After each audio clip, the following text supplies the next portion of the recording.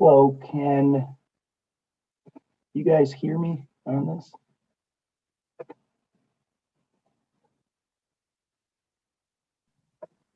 Yes, but we can, Phil. Yes. Okay, perfect. Sorry about that, guys.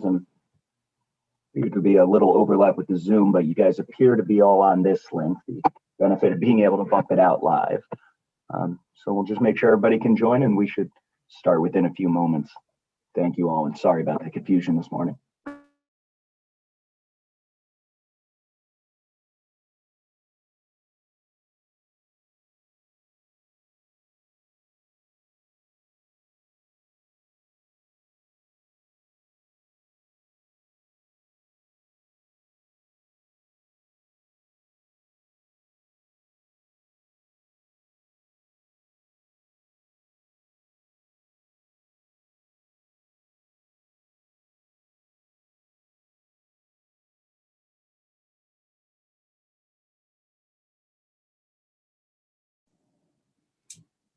Hey, David. How are you? Good. How are you? I'm good. Nice to see you. Yeah, you too. How you been? Weather and everything.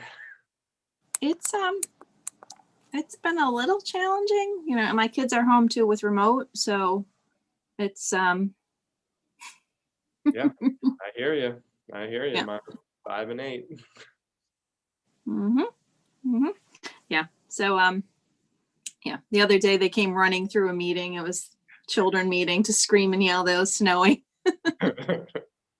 Like, well, it's children. So. Yep, absolutely. Mhm. Yeah. So how's your new role? It's great. It's great. Yeah, I mean, a challenging time, but working really closely with the restaurants and retailers in downtown, and trying to be creative and trying to, retain some demand and help support folks and keep them open. We've been remarkably lucky down here so far with folks staying alive and pushing through winter, and hopefully, with the vaccine, things will start to trend back towards normal this summer. Right.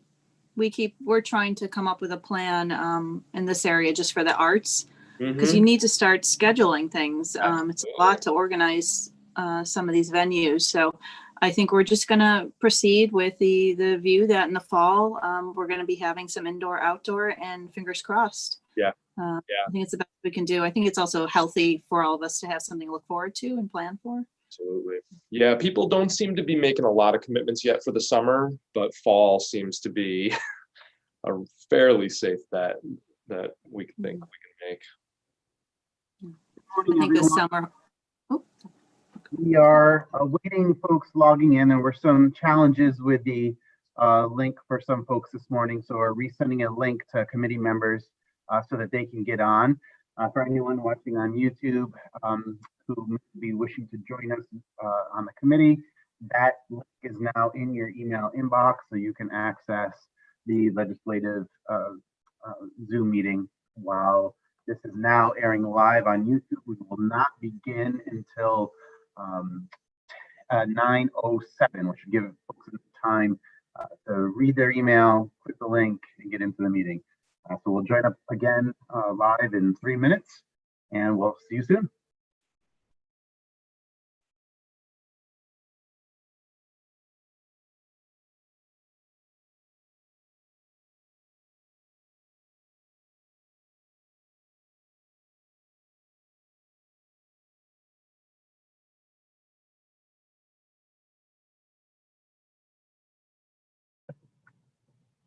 Hey, Roland, just to let you know, you were broken up there. So I don't know if anybody else experienced that, but you, whatever you said was all broken. I think on reception, I'm pretty far away from Roland.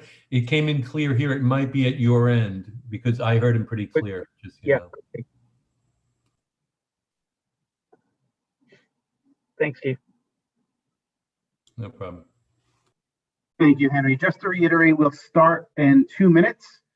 There was a link issue for legislators internal to the Connecticut General Assembly, the access link was broken this morning, and so the committee clerk has resent a link to everyone so you can access via Zoom. We are live currently on YouTube, and this is being recorded and will be accessible via the Transportation Committee's website in the future. We will start live in 2 minutes with our presentation from the Connecticut Port Authority.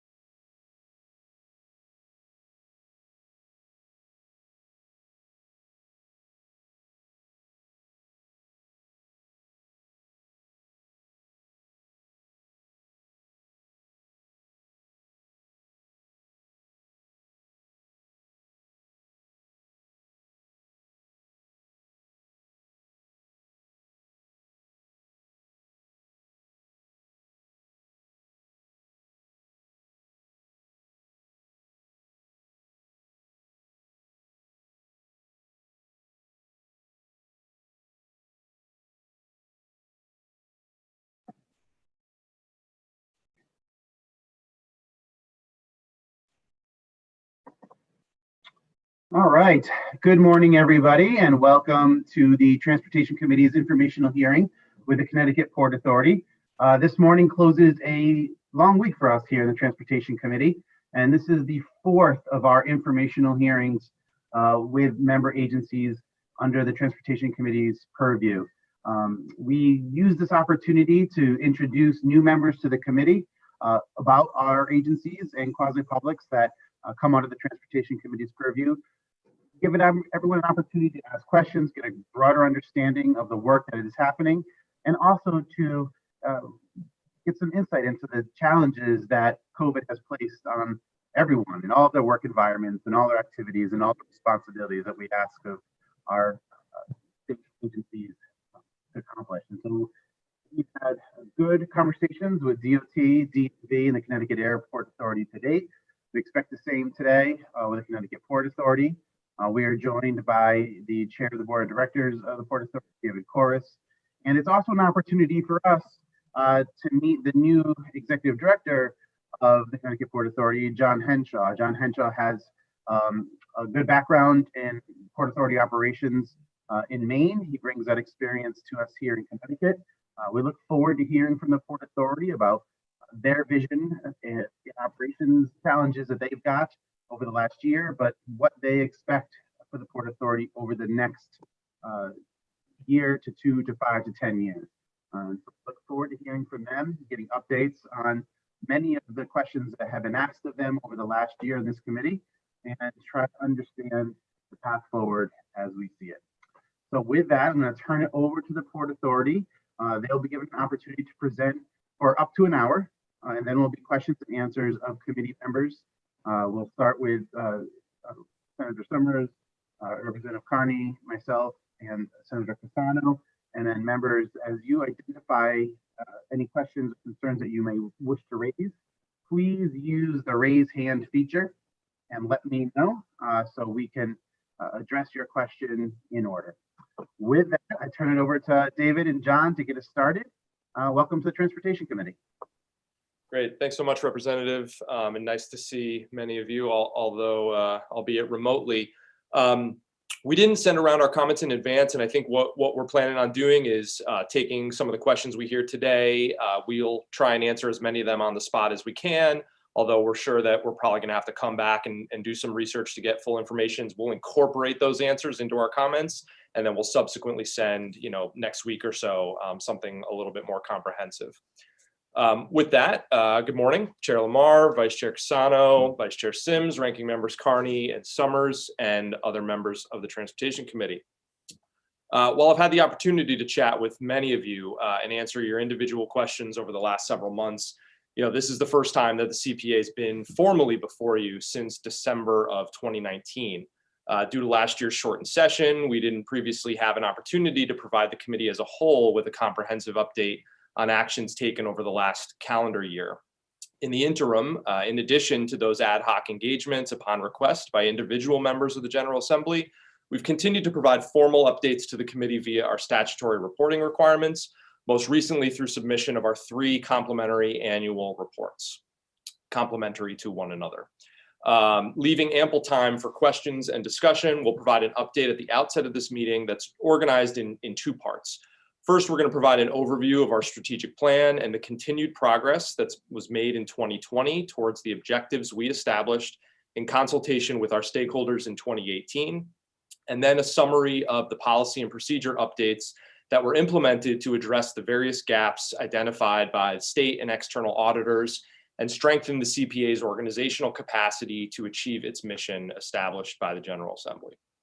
First, I'm going to provide just a very brief update on the impact that COVID has had on the authority, which thankfully has been minimal.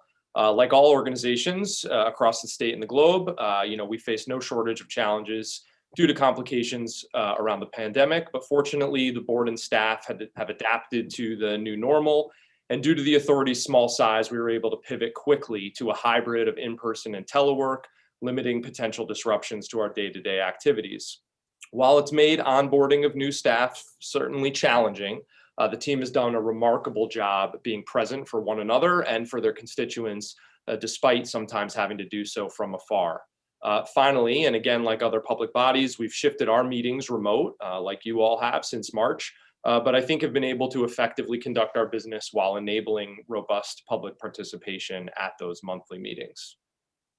Regarding the onboarding of new staff, I'm very pleased to reiterate to you all today that the authority recently made 2 announcements integral to the strengthening of its organizational leadership. After an exhaustive search and assistance vetting candidates provided by both OPM and the governor's office, John Henshaw was hired as executive director in September of 2020. You'll hear from John shortly, and I'm confident that you'll agree that his skills and experience could not be better suited to help the authority seize Connecticut's maritime opportunities at this moment in time. As board chair, I really could not ask for a better partner running the organization.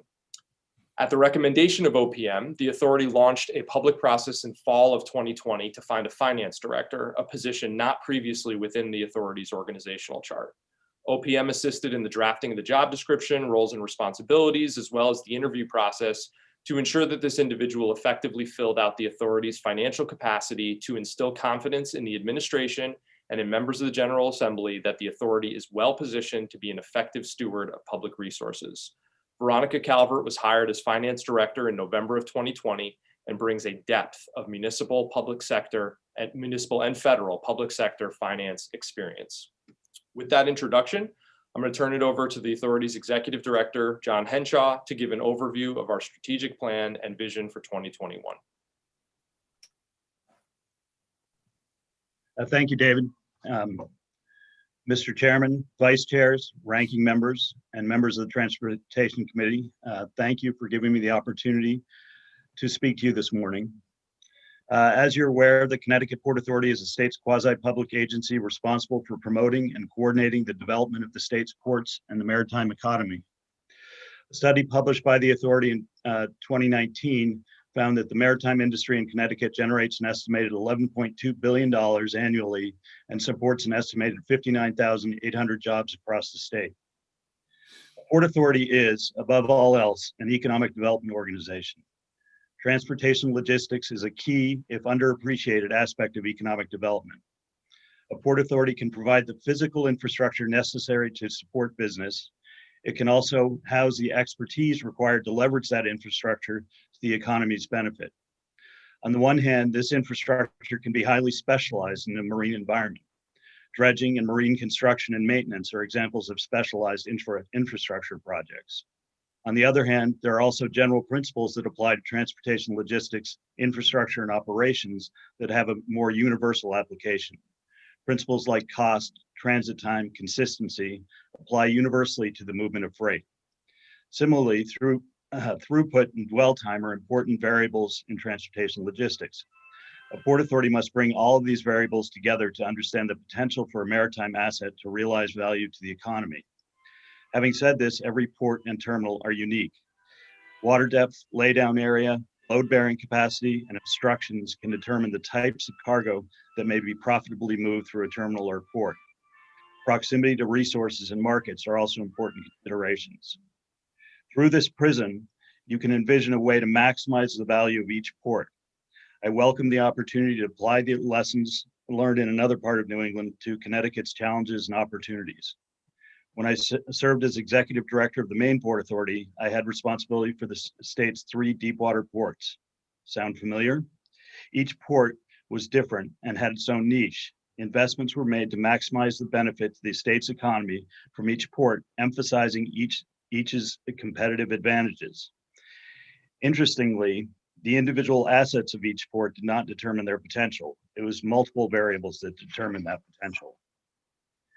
In addition to those market-based variables that I've described above, timing and luck have a lot to do with whether an asset will foster its highest and best use or fall by the wayside.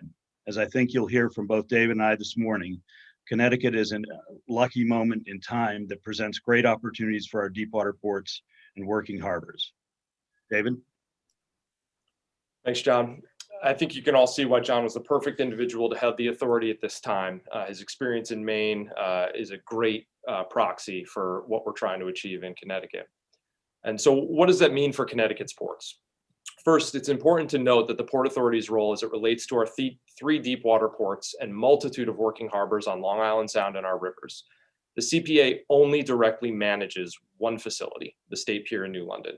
And so our efforts cover a broad range of activities, but are limited outside that single property to supporting through policy, investment, marketing, the municipal and private participants in the state's maritime economy. This broad range of activities is effectively documented and fleshed out in the state's first maritime strategy, produced by the authority with robust stakeholder engagement in 2018. I remind you all that the strategy includes 8 objectives that are meant to provide a roadmap for investment decisions and resource allocation over a 5-year period.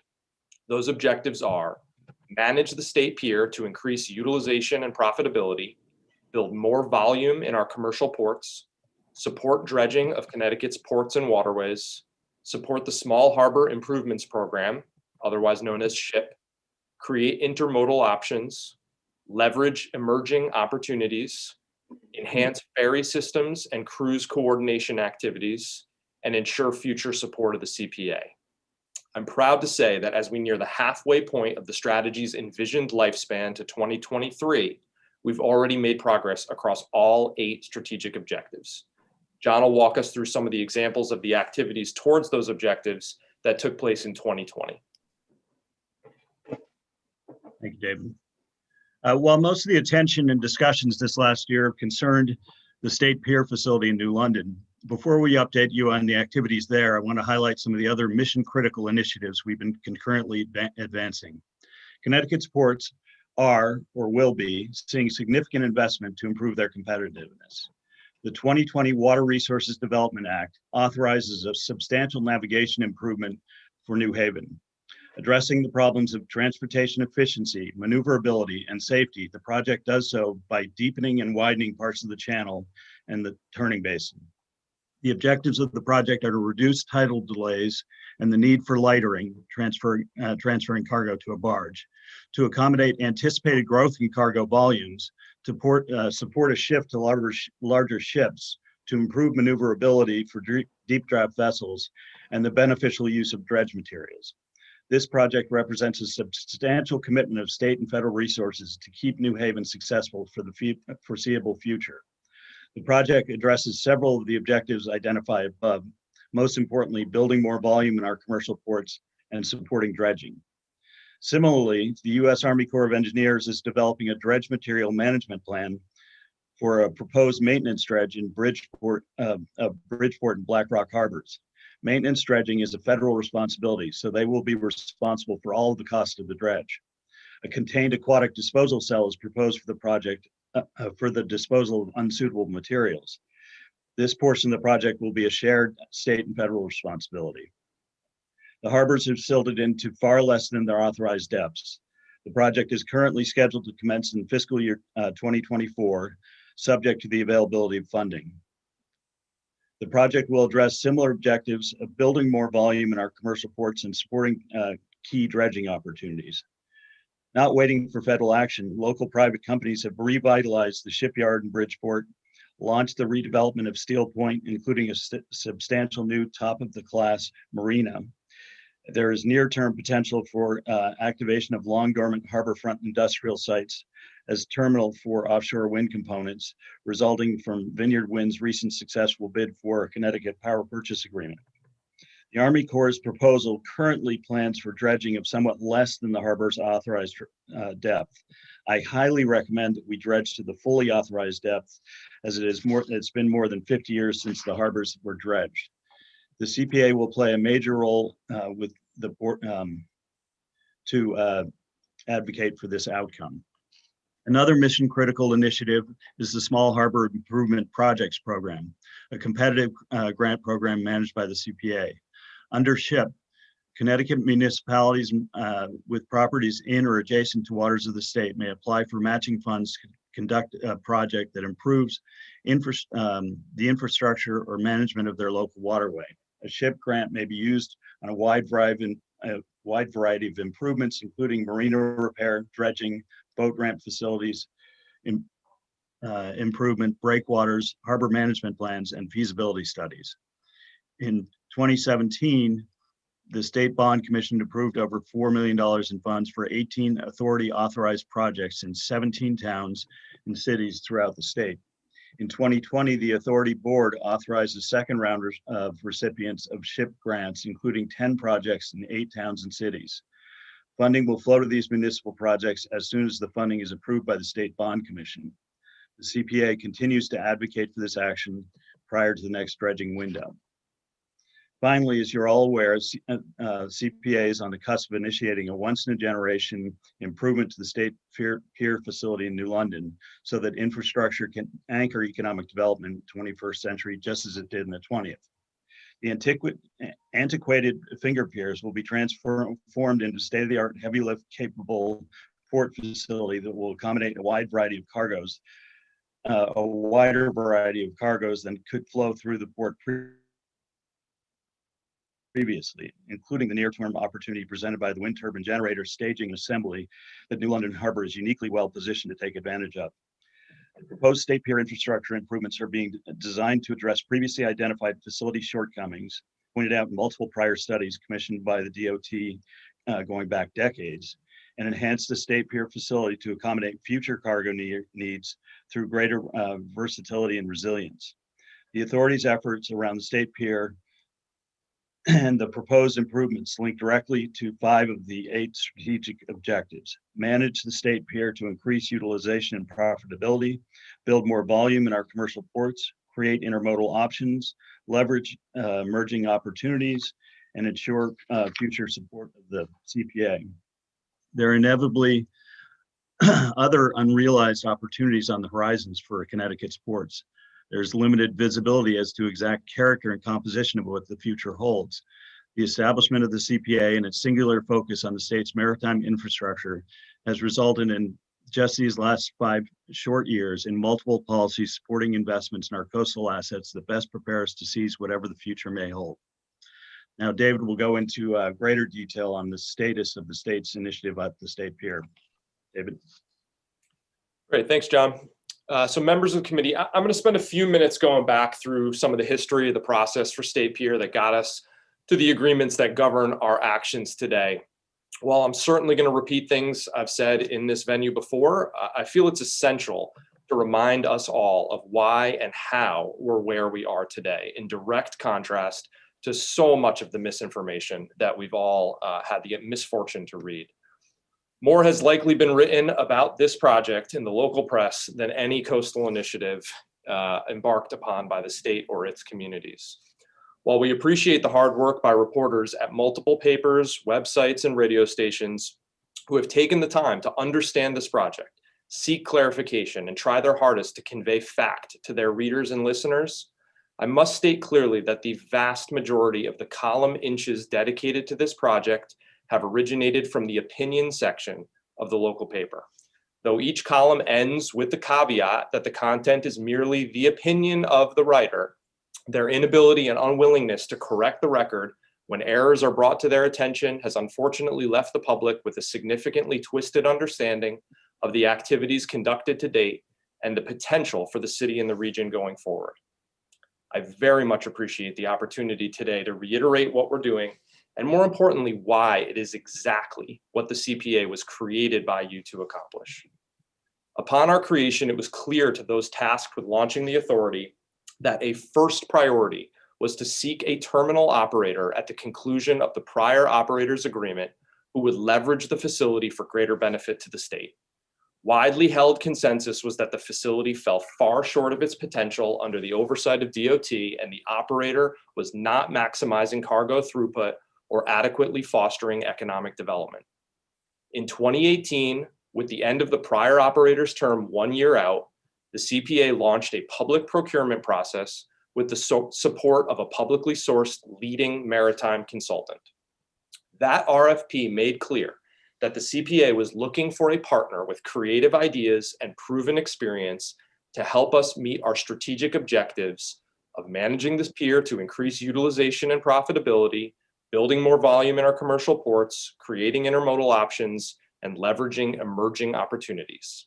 That RFP also made clear that the CPA recognized that the state, through the leadership of both the Energy Committee and of the General Assembly and the prior administration, was seriously incorporating offshore wind into our energy mix, and that this presented a potential niche opportunity to leverage our port infrastructure in New London to move greater volumes and result in greater economic development than other cargoes would likely produce. The RFP was sent out to 64 terminal operators around the world. Out of those companies, 12 came into our data room and looked at all the background material provided for context. Out of those 12, 6 submitted bids, and 3 of those met state guidelines and conditions to be considered responsive and were assessed against one another. Gateway was selected because the CPA was confident that their proposal was the best. They were the most capable to realize the port's potential. They came in with an offshore wind partner presenting an optional opportunity to seize this emerging market, and they offered the best financial deal to help sustain the authority. I mentioned the financial implications of the agreement, not just because it's important that the authority diversify its revenue sources beyond our state appropriation, but it is a direct result of the financial commitment made by Gateway in their top scoring proposal that enabled us to enter into an impact fee agreement which commits 10% of our variable revenue linked to cargo volume to the City of New London. This is in addition to a separate commitment to provide payments to the city to offset costs associated with municipal services. The revenue from the prior operator and those included in other proposals not only fell short of the CPA's targets, but would have prevented this unprecedented First Avenue revenue share with that deserving community. The concession agreement with Gateway was executed in January of 2019, and they took over operations of Pier in May of that year. Concurrent to the negotiations of the concession agreement with Gateway, the CPA negotiated with both Gateway and their proposal partners, Ørsted and Eversource, on a potential harbor development agreement.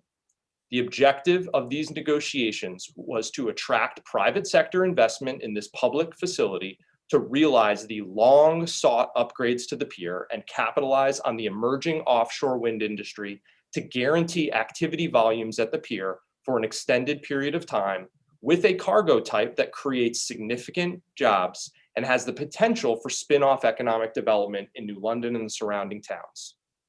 After over a year of negotiations, as you're all well aware, in February of 2020, The CPA, Gateway, Eversource, and Ørsted executed a harbor development agreement that will result in exactly those desired outcomes. Ørsted and Eversource committed to invest approximately $70 million towards the desired improvements in this public facility. Ørsted and Eversource committed to use the facility to the maximum extent possible as a hub for the construction of their offshore wind farms for at least 10 years. Ørsted, Eversource, and their suppliers' activities at the pier are projected to create hundreds of well-paying jobs for electricians, welders, and other trades. The cargo volumes associated with the wind components is projected to exceed the optimistic volumes projected for other cargo mixes. The wind turbines at the pier present the potential for Connecticut suppliers to provide supplemental components and for new components to co-locate on properties nearby or along the connecting rail line, linking them to one of the few facilities of this kind along the entire East Coast. And finally, Gateway Terminals is empowered and committed to backfill cargo through the facility whenever feasible if Ørsted and Eversource's activities are not fully utilizing the pier. This initiative is a huge win for New London and Connecticut, and other Eastern states are throwing hundreds of millions of dollars at the opportunity to attract something similar, or in most cases, inferior to what we'll build here. We should all be very proud. Let me speak directly to some of the concerns that we hear when we engage with you all and other stakeholders regarding the project. I cannot definitively say to you today exactly what the project will cost. When the term sheet that marked significant progress towards the HDA was announced in May of 2019, $93 million of capital had been committed by the various parties. I can say today that the all-in project cost estimated at the time was probably closer to $110 million based on the conceptual designs. The Harbor Development Agreement, executed in February of 2020, accounted for committed capital of $157 million, which was meant to cover the estimated costs at that time based on preliminary designs. As the project has progressed to 30% design, 60% design, 90% design, as all construction projects do, and we now have a general contractor on board conducting value engineering and beginning to price components, the estimates have continued to evolve. They've gone up, they've gone down. The project management team, led by staff at the Department of Administrative Services, adding capacity to the CPA through an MOU approved by our board last year, is hard at work to bring the total cost as close to earlier estimates as they can. And I know that they're going to do their best. But what happens if we can't get back to $157 million? Per the Harbor Development Agreement, the onus falls first on the CPA to seek additional funding from the state.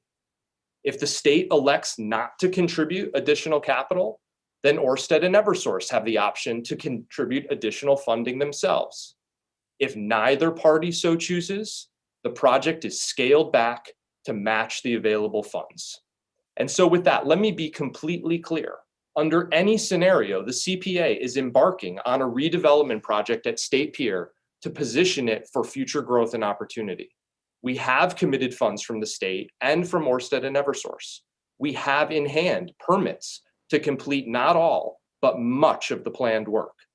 We will modernize this facility to the greatest extent possible with the resources that are committed and available.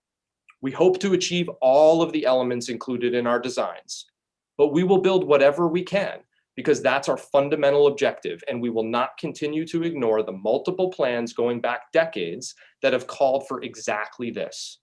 Remediation work, the first step, is set to commence next month. That's probably good context to talk about the customers who were at the pier from the tenure of the last operator, whose time at the pier originated during DOT's management of the facility. These entities are not lessees, nor are they tenants. They were customers of Logistec and then Gateway, purchasing the pier operator's services to move cargo through the facility. No one but the owner, the CPA, is entitled as of right to utilization of the pier. The CPA is tasked with partnering with an operator to source the cargo best suited to achieve those objectives that we've talked so much about this morning. At the transition to Gateway, some legacy customers had product, assets, and/or ongoing operations at the pier. As you're all undoubtedly aware, Driven Enterprises has been operating a salt business in New London for several years. Though necessary, Driven had a difficult time reaching an agreement with Gateway to handle their salt and unload their ships upon the commencement of Gateway's operations at the pier. This agreement was a necessary first step before any discussions of extensions relating to additional time at the pier could take place.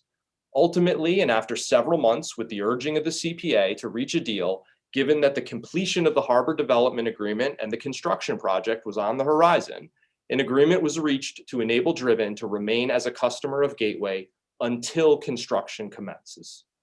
As the start of construction has moved back several months, the CPA has continued to offer extensions to the extent practical to allow Driven time to remove their salt from the facility. When this involved the need to move the pile to make way for geotechnical work, the further extensions were granted without charging a storage fee in order to offset costs incurred by Driven. The current extension terminates at the end of February 2020. Driven has requested an extension until March 15th, 2020, an additional 2 weeks to complete the removal of their product from the facility. This further extension will be assessed in relation to the construction project, and for the reasons described above, will in no instance extend beyond that time. Additionally, 2 fishermen were also present at the facility, and while Gateway had similar challenges at the outset, agreements were reached, and they've similarly been granted extensions commensurate with those afforded to Driven. We're currently hopeful that given their relatively minuscule footprint, there may be a way to accommodate them on the edge of the facility going forward. We are in active discussions with them towards that end and remain hopeful. There's also been a lot of talk about the ILA that made up of the longshoremen who do the integral work offloading ships and managing cargo within the facility. It goes without saying that they've been frustrated that the level of activity has waned as we move towards the construction phase of this project. And there will be a couple years of construction that won't see ships berthing at the pier. We and representatives of the state have worked to try and find opportunities for them as part of the construction project, and conversations have been ongoing between them and Gateway. There's even a near-term meeting to be facilitated by Senator Summers that's planned to see if and how they can have an opportunity at the pier post-construction. I also understand that the Carpenters Union has offered them membership to allow them to work at the facility in another capacity for the duration of the construction project. While I will not minimize the disruption that the construction phase will cause, we are optimistic that more cargo volume at the pier for many years in the future will result in more opportunity than the facility has seen for some time, if ever. As I think you'll recognize, this project is a once-in-a-generation investment in a public asset that has gone unrealized for far too long, but is now finally at the cusp of coming to fruition. I hope you see that the only remaining question is the exact extent of the upgrades that we'll be able to achieve. Next month, the facility will be vacated and construction activities will commence with the resources and permits that we already have in hand.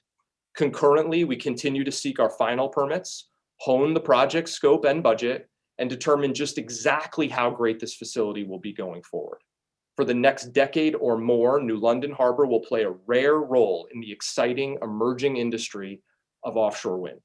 Beyond that, the state will control a more versatile and robust port facility, better calibrated to capture a broader range of cargo that we hope too will result in economic development potential similar to what we see in the near term from offshore wind.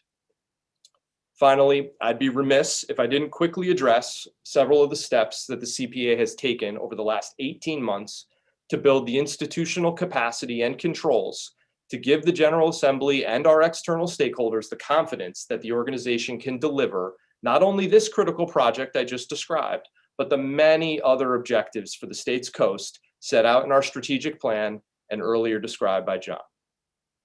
The last 2 times I was before you, we discussed several operational shortfalls brought to our collective attention by whistleblowers, the state auditors, and members of the public and press. After conducting our own external audits previously described to you all, I'm confident that the board and staff has taken those actions necessary to fill any policy, procedural, and training gaps to position us for uncontroversial success. I will not go through every one of these actions, but I will try and give you a bit of a flavor. Related to finance and audit, we have been working under an MOU with the Office of Policy and Management since September of 2019.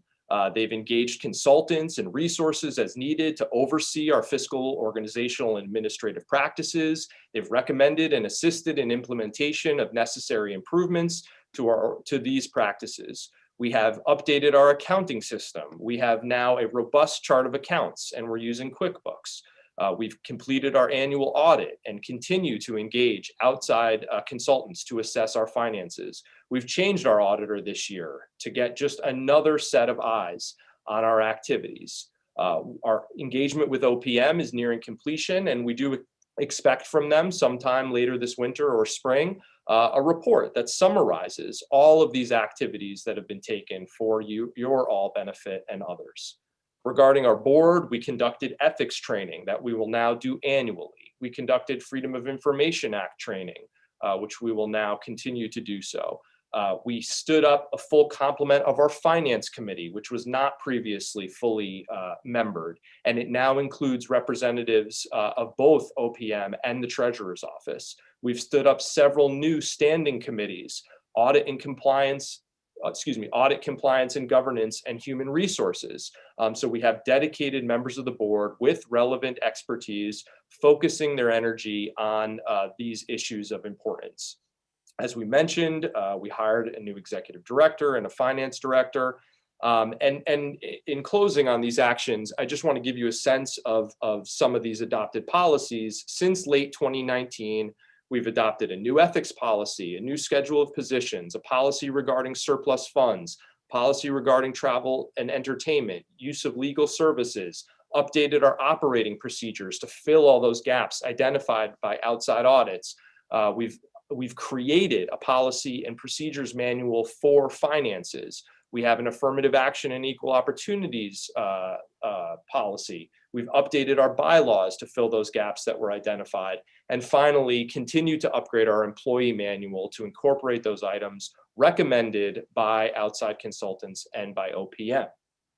In an effort towards transparency, we continue to have open meetings with robust public comment. We continue to send the mandated statutory reports to your committee and others.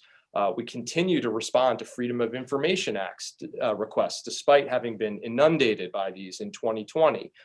Dozens of requests have been filled by tens of thousands of pages of documents. And despite criticisms from our detractors that we are somehow trying to withhold information, we have been challenged on our withholdings and our redactions. We have gone before the FOIA Commission multiple times, and while some very minor things have been identified, on the whole, they have found us to be in compliance. And before I open this up, I think you'll agree that a lot of actions were taken over the last 18 months, and they really are comprehensive in nature. But before I open this up to and welcome questions to y'all, I just want to close with some final thoughts. For the past 18 months, I've been chairing this board, 12 of which as a volunteer member of the public after having left state service. I've experienced with a lot of different organizations and boards, and I can honestly say without a doubt that the very small staff of this organization that is tasked with very lofty goals, and the board comprised mainly of citizen volunteers willing to lend their time, experience, and expertise to this effort, are some of the most committed individuals that I've ever had the opportunity to work with. They care about the state, they care about this mission, and they care about the authority as an organization that they are proud to be a part of. I say this because I honestly cannot understand the gaping divide between the reality of what we with our partners across the state are collectively doing in deep water ports and small harbors alike, and the perception held by a small but vocal group of individuals who see something very different. The hyperbolic terms that are used in columns and emails to describe the authority and its actions bring with them implications that are not supported by fact. I read of scandal and corruption and can't help but feel that folks have raised expectations for some great controversy that hasn't yet materialized, and I do not believe ever will. I encourage you all to ask yourselves exactly what do you see in the state auditor's report, in the external auditor's report, in our financial auditor's report that is deserving, that rise to anywhere near this level of concern. It's not to deny that there were issues identified at the authority that required immediate attention. Through our conversations with this committee in 2019, we better understand that many of those issues identified stemmed from a lack of clear foundational guidance at the time the authority was stood up. The majority of those issues were resolved or in the process of resolution by the end of 2019. And in 2020, I feel we largely completed that effort. It's our understanding that the state has taken steps to work with the quasis to provide appropriate support, policy templates, resources upon formation as they evolve, so those issues can be avoided by us and others in the future. We welcome folks' attention and interest. We have not shied away from scrutiny. We acknowledge that there were gaps in policies and procedures, gaps in fiscal accounting, and missteps by individuals 2 years ago. Under the guidance of OPM, with the watchful eye of the public at our board meetings, we have put the policies and procedures in place, hired the right leadership staff, and implemented internal controls to ensure that such missteps are likely prevented in the future. I think that our activities over the last year demonstrate that things are working just as they were envisioned by you all when you established the CPA in 2015. I hope you all and anyone listening to this now in the future can look at the CPA with a fresh set of eyes, and I'm confident you'll see what I see. A small and minimally resourced committed staff overseen by a volunteer but diligent board making great strides in achieving the vision for our ports and harbors that it takes an independent and focused body to reach. In the land of steady habits, nostalgia is practically a religion, and it's easy in times of change like this to look back at the past momentarily with a longing eye. The CPA is looking forward, and I'm confident that the actions that we are taking today position our coastal communities to take advantage of future opportunities that are even now only barely visible on the horizon. In short, we're doing exactly what you tasked us to do. Thanks, and I look forward to the discussion.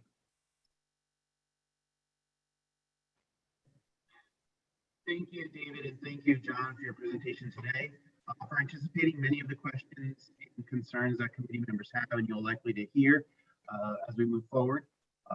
As you know, the administrative and operational challenges that committee members have had over the last few years, you've been diligent in keeping our committee updated on the progress that you're making and your compliance with some of the concerns that we had, and the auditor's reports and recommendations has been noted. There are still many questions that committee members may have about the operational and administrative challenges that you have, but there will also be questions we're presuming on status updates about the Small Harbor Investment Project Plan and about some of your signature projects as well. I imagine you'll be asked to go into more details about negotiations between the host community of New London and State Pier, and there'll be numerous questions, I'm presuming, about the future of wind development and port development more broadly. So I appreciate your willingness to engage on all of those issues, and I appreciate the testimony you gave today. It would be helpful for the committee if you could submit your testimony to us in a viewable way. We will place all this information on our committee website. We have an annual report that's been sent out to every committee member during this meeting that will update folks on your operational budget and the status of the projects that you've undertaken and the future planning that you've engaged in. But it'd be also great to have this presentation that you gave today accessible on our website for anyone in the general public who wishes to see it. With that, I'm going to first turn over to Senator Cassano and then Representative Carney.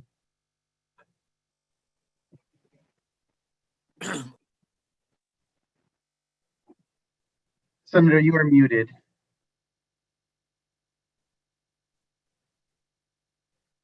Have having trouble with my computer on the mute.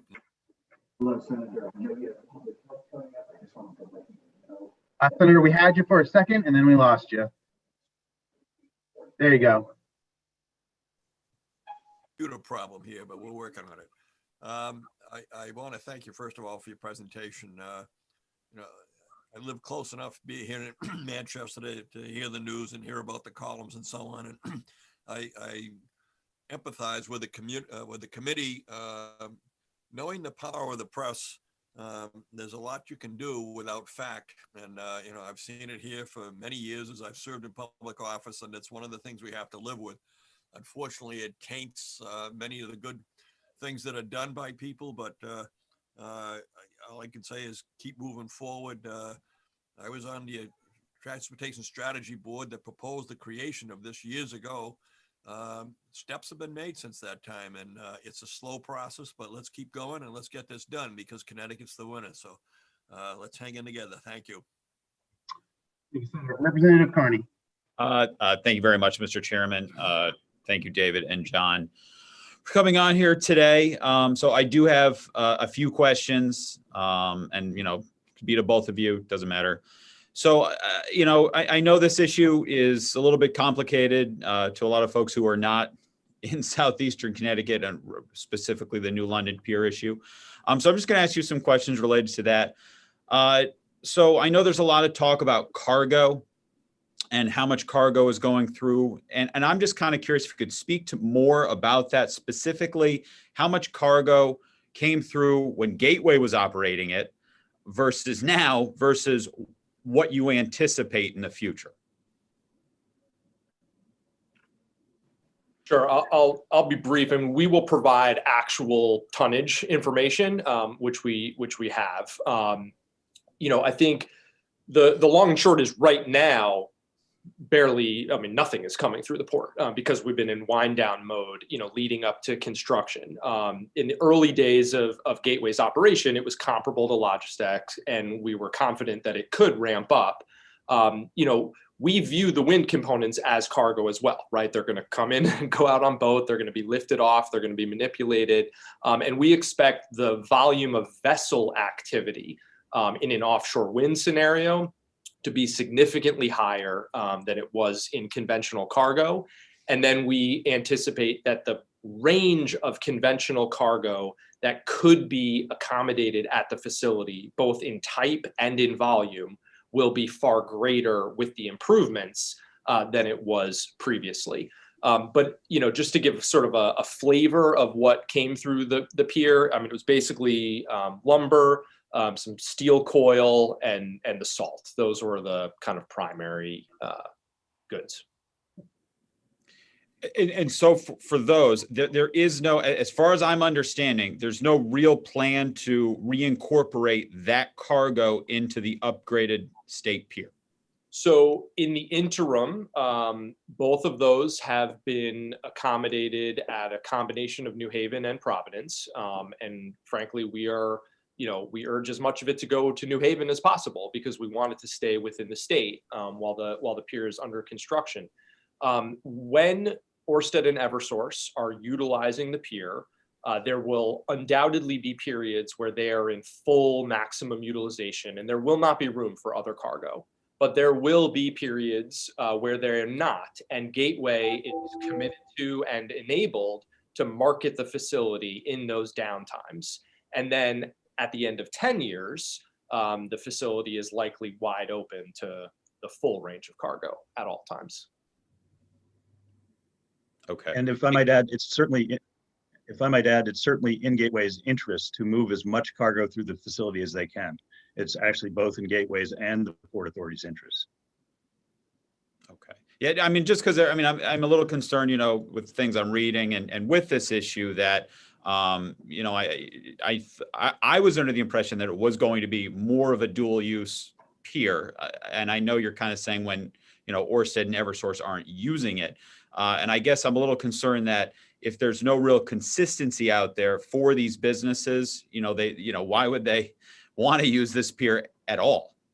Yeah, so I'll let John speak to that point. But first, I guess I want to say that, while multi-use cargo was a goal of the authorities, we ultimately came to the business decision that maximizing the facility for offshore wind was the best way to achieve our objectives of, commercial cargo volume and job creation and economic development. And so, for us, it's not so much kind of one thing versus another or mixed versus exclusive. It's what's the cargo type that we think is best for the state. And we have a really interesting kind of rare opportunity here to do so with offshore wind components, just in the same way that some ports around the world have gone all in with automobiles. And they haven't said, well, we have a big opportunity here with automobiles, but we need to constrain that to leave some room for this other stuff. No, they've decided automobiles is their best niche, so they're going to go all in. And that's the business decision we've made for wind, though recognizing that when wind is not fully utilizing the facility, we are all incentivized to backfill with other cargo. Okay, and I guess along those same lines with the comparison, John, go ahead.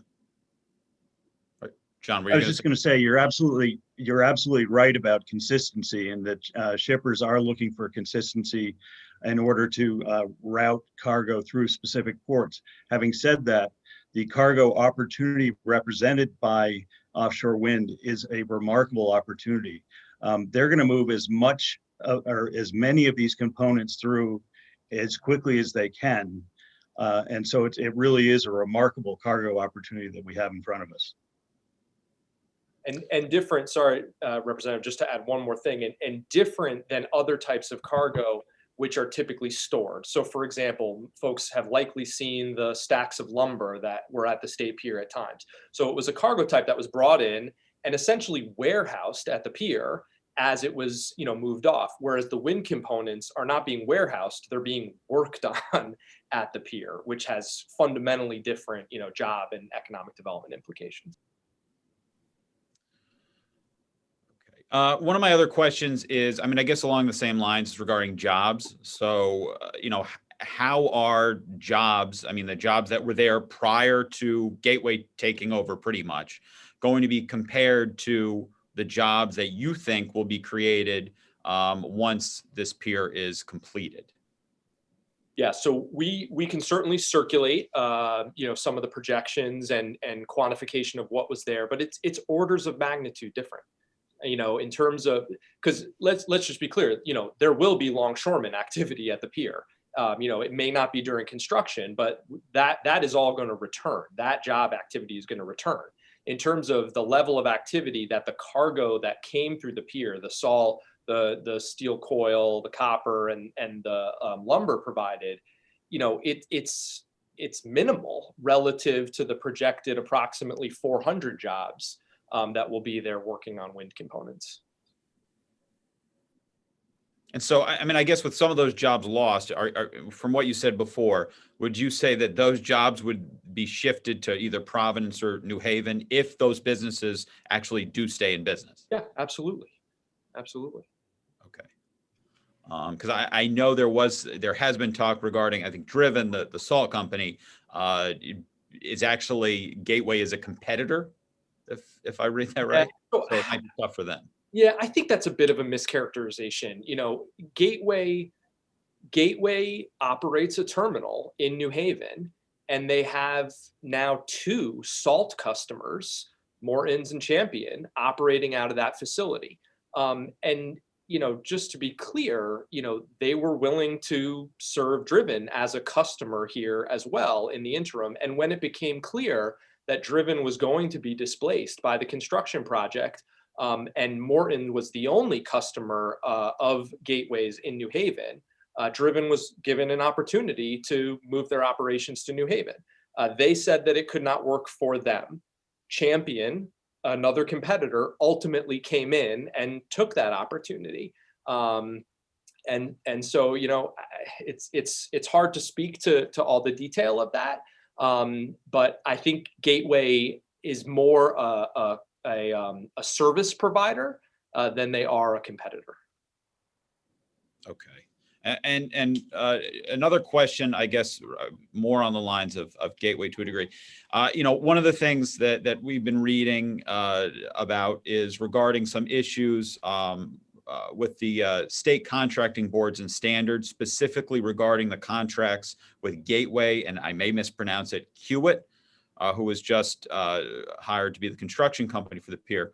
So can you speak to any of that and what those issues are?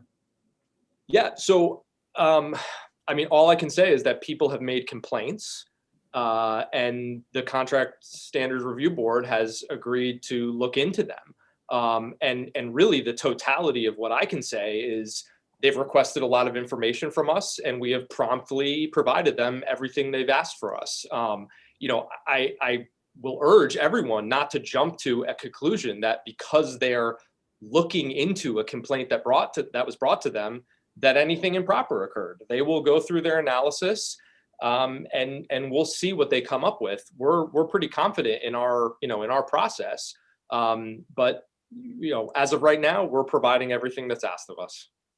Yeah, while I wasn't part of that process, that RFP and evaluation process, I have had to produce the documents associated with it. So I've had the opportunity to put a set of fresh eyes on them, and I see that as a largely bulletproof process. They did an excellent job in their selection process. Okay. Yeah. I mean, I know there is specifically a bigger concern regarding, Gateway versus Logistec. I know some folks would have much preferred to have Logistec remaining as the operator of the pier. Which frankly, I'm not going to make any disparaging comments about any individual company, but anyone who was involved in the selection process and has had the benefit of seeing the RFP and the responses, it's clear that Gateway put in the best proposal, and they were selected because of it. All right. Now I'm going to shift a little bit to something that's definitely, obviously very important to all the legislators on here is your budget for this project, because it will affect all the taxpayers in the state. So I know this originally came to us, at roughly, or you proposed roughly a $93 million project. And now I know you talked about it during your presentation, to 157 million. I was a little concerned because the governor, said that it could go as high. He heard as 200 million, and his comments were, maybe this project wasn't meant to be if the budget continues to go that high. And I know there's a lot of concern about that. So I guess, I know you talked about what your plans are if costs go so high, but I guess my question is, why are costs continuing to skyrocket around this project from what was 93 million to potentially 157 million now, to maybe even higher? Yeah. So, the short answer is that's what happens when projects progress from conceptual to preliminary design to 30 to 60 to 90%. And then sometimes you have a cost estimate at 100% construction drawings and go out to bid and find that you guessed wrong. That's just what happens. And that's what we're going through, like the state goes through with every other big infrastructure or building construction project. Now, that said, I tried to make clear in my comments, listen, I personally think that this project is worth it at 200 million or above.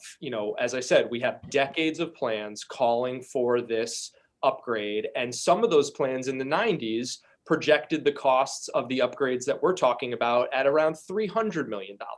So, it's expensive to do in-water work and bulkheads and fill, et cetera. All that said, we may collectively, as a state, decide that we or our partners may decide that we're going to fill the gap and build the project as fully designed. Or we may decide that all the money committed to date is it, in which case we're going to build a $157 million project, not a, say, $200 million project, and we will adjust the scope accordingly. I would love to see the full versatility of this facility with the heavy lift capacity, with the upland storage, with the weight bearing. But if we have to make a hard decision about which of those components to compromise, we'll do so in a way that continues to maximize future opportunity and brings the most benefit to this facility. Okay. No, I mean, it's just, it's obviously extremely concerning to me, the cost of this project, and that it just sounds like, I mean, it's going to go up. And certainly whenever I hear that Eversource is going to put more money into something, it obviously concerns me too, because, then they'll turn around and try to raise everybody's energy rates, which they've known to do in the past. So I think it would be in the best interest of certainly this committee, but it's definitely Southeastern Connecticut legislators, if you would just keep us apprised of all of this with regarding the budget, as it continues to progress, because it's definitely going to have, an impact. And it's just, I know I'm not the only one that's concerned about this issue. Yeah, we will certainly do so. And I'll just urge everyone to just compare it to other comparable infrastructure projects. We don't think twice about investing $250 million in a stretch of highway, for drainage upgrades and safety improvements. This is an investment that actually has a return in economic development and puts us in a leadership position of an emerging industry that we think has a lot of potential for the state. Okay. All right. Well, I know some of my colleagues have a lot of questions, so I appreciate your testimony, and I'm certainly looking forward to continuing these conversations. Thanks, Representative. Thank you. Thank you, Ranking Member Carney. Just to reiterate, the questions that Rep. Carney were alluding to, I think, are shared by a number of people on this committee. And so I think investigating ways to improve that communication level, particularly amongst Southeastern Connecticut legislators, will be imperative on some of those issues. Broader, I think everyone is interested in getting continuous status updates about that project moving forward. I have a list of folks who raised their hands. Folks are coming in and out, going to different meetings.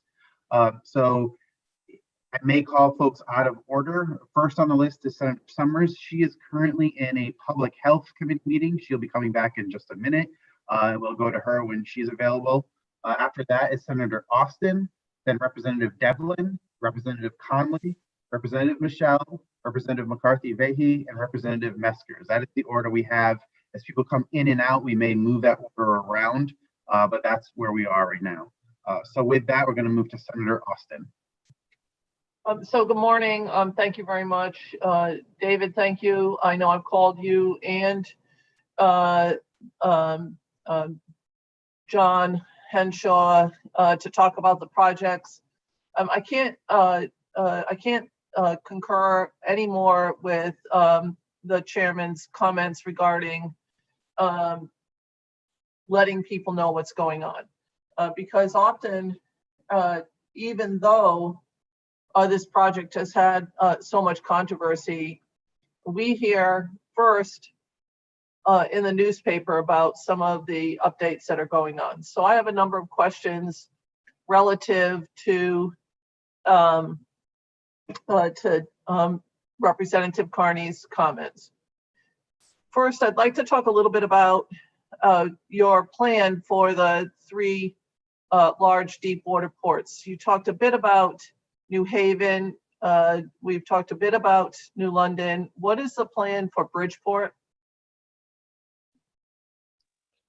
Sure. So I'll be brief and then hand it over to John. As John mentioned in his comments, we're actively advocating for the maintenance dredge in Bridgeport and Black Rock harbors, and advocating for doing so at its authorized depth rather than something smaller. And in the meantime, we've provided any supporting role that's been requested of us by both the Bridgeport Port Authority and the private landowners along that, which include a high-speed rail terminal project, a high-speed ferry terminal project, which includes the ramping up of activities at the shipyard, which was recently revitalized by the operators of the shipyard in Noank, which includes a new marina construction at Steel Point, and it includes the potential in the near term for offshore wind activities by Vineyard Wind as a result of their power purchase agreement with the state. Yeah, I might just say, excuse me, John, I just want to ask a question Sure. on that. David, when you say advocating for, what does that mean? Who's paying for it? How are we advocating for it? Are we just putting a press release out saying we think this is a good idea? Are you saying that the state is going to put money into this? What does that mean? So as John said in his comments, different dredge projects require different local commitments. The New Haven project, because it's an expansion dredge, does have a local match, which the General Assembly approved the state bonding for last year in its budget. The Bridgeport project, because it's maintenance dredging, does not include a local match. So advocating means working with our delegation, working with our partners in the federal bureaucracy to ensure that the Army Corps of Engineers advances it on the timeline that they recommended, including ensuring that the Water Resources Development Act includes the necessary funding for it, and making sure that the parties that are responsible deliver it in the timeline that they've committed. Okay, so One thing just I might- 1 minute, John. I'm sorry. No problem. I'm trying to delve down into the details. You said that that the General Assembly put in the bond package funding for New Haven. Did that make it onto the bond commission yet? We haven't requested it on the bond commission yet. We'll do so when the Army Corps indicates that the timing is right. We put it in the budget, or the administration and you all put it in the budget so that we are ready when the time comes. Okay, thank you. I'm sorry, John. I was just going to add, one component of that Bridgeport project is a contained aquatic disposal cell to dispose of unsuitable materials, and that will require a local match for that piece of it. And how much would that local match be? And would that be a Bridgeport match, or would that be the state of Connecticut's match? It could be municipal or state. They haven't priced out the exact cost of the CAD cell yet, to my knowledge. We do meet regularly with the Army Corps on both of those projects, Bridgeport and New Haven. And also, on the dollars, does Bridgeport have an idea what this project would cost? Do they have? Are they sitting at the table when we're talking about the costs for this? The Bridgeport Port Authority is absolutely at the table. And if it's a municipal match, has the municipality sat at the table to talk about this, or is that the Bridgeport Port Authority that would be paying for it? No, it would be the municipality if they so choose. Although I will say that, past practice has always been that the state has provided the local match on those dredging projects, which isn't to say that would be the way it is going forward, but that's the way it's been in the past. It's difficult to point to a precedent in Bridgeport because the harbor there has not been dredged in 50 plus years.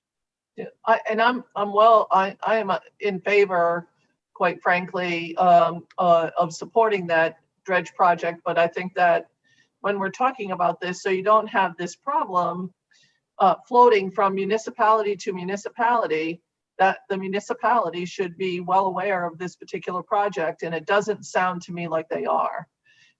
They are. So they are well aware of this project. All right. Thank you. And we talked a little bit about the small ports, and you said that the Port Authority has approved 10 projects in 8 municipalities. Do you know where those 8 municipalities are? I do not have the list directly in front of me. Yeah, I'm afraid I don't either. We can circulate that. As you're well aware, Norwich is one of those 8, but I don't remember the rest off the top of my head. And that project approved, those 10 projects approved in 2020, have they made it to the bond commission agenda yet? They have not. Do you have a time frame when they will make it to the bond commission? No, unfortunately, our role is one of administering the program and advocating for its funding. That's a question for the administration. So the Port Authority has done all the necessary work to advocate for this project, because the last time I talked to the administration, they said that was not yet done, that there were still things to be done. When did you forward that list to the administration, or the dollar amount to the administration regarding small ports? My understanding, the board approved those projects in April of 2020.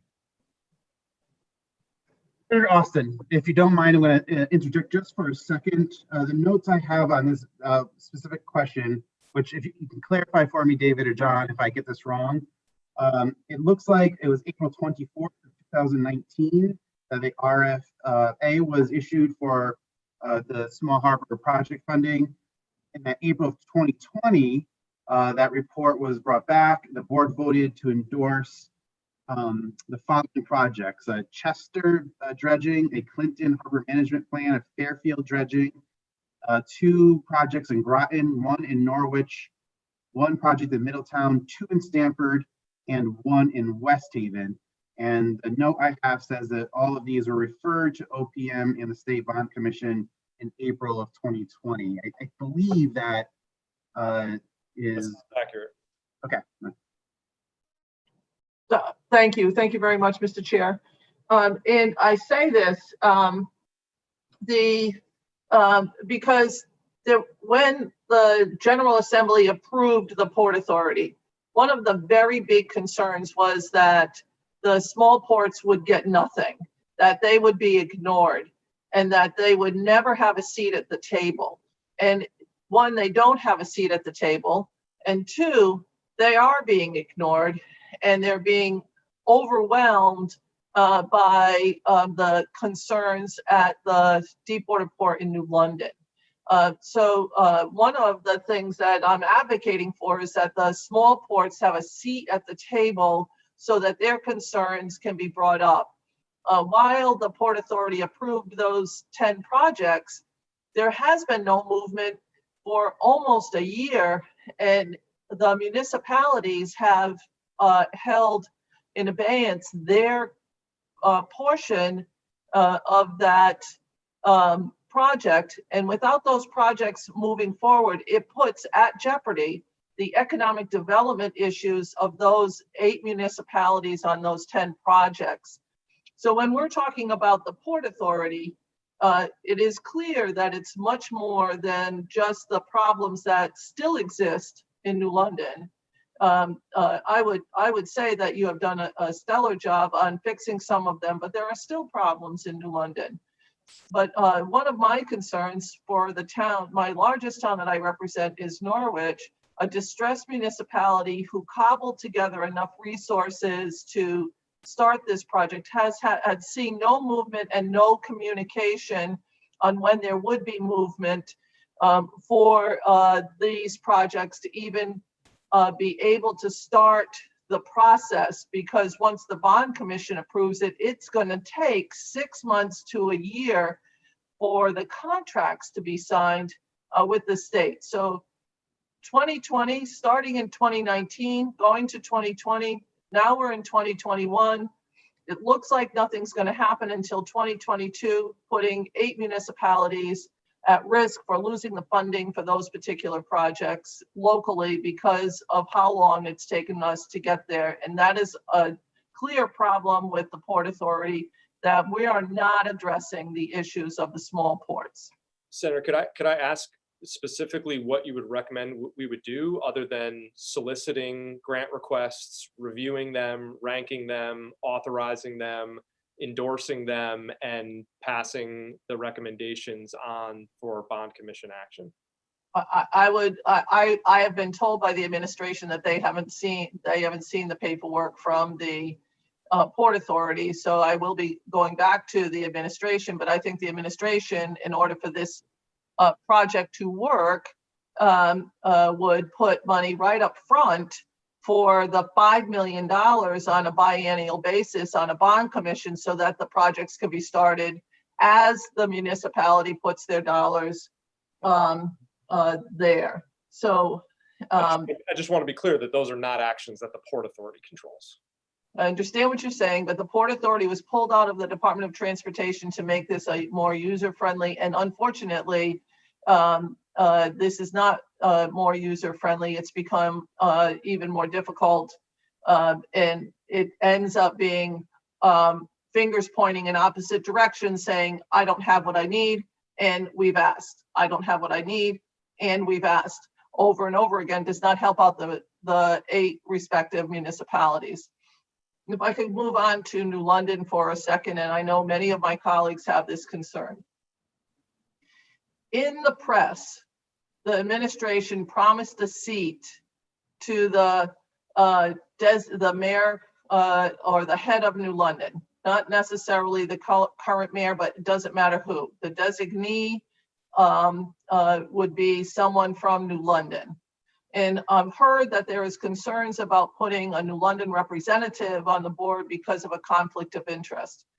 Would it not be fair to say that there's a conflict of interest in everybody on the Port Authority at one time or another?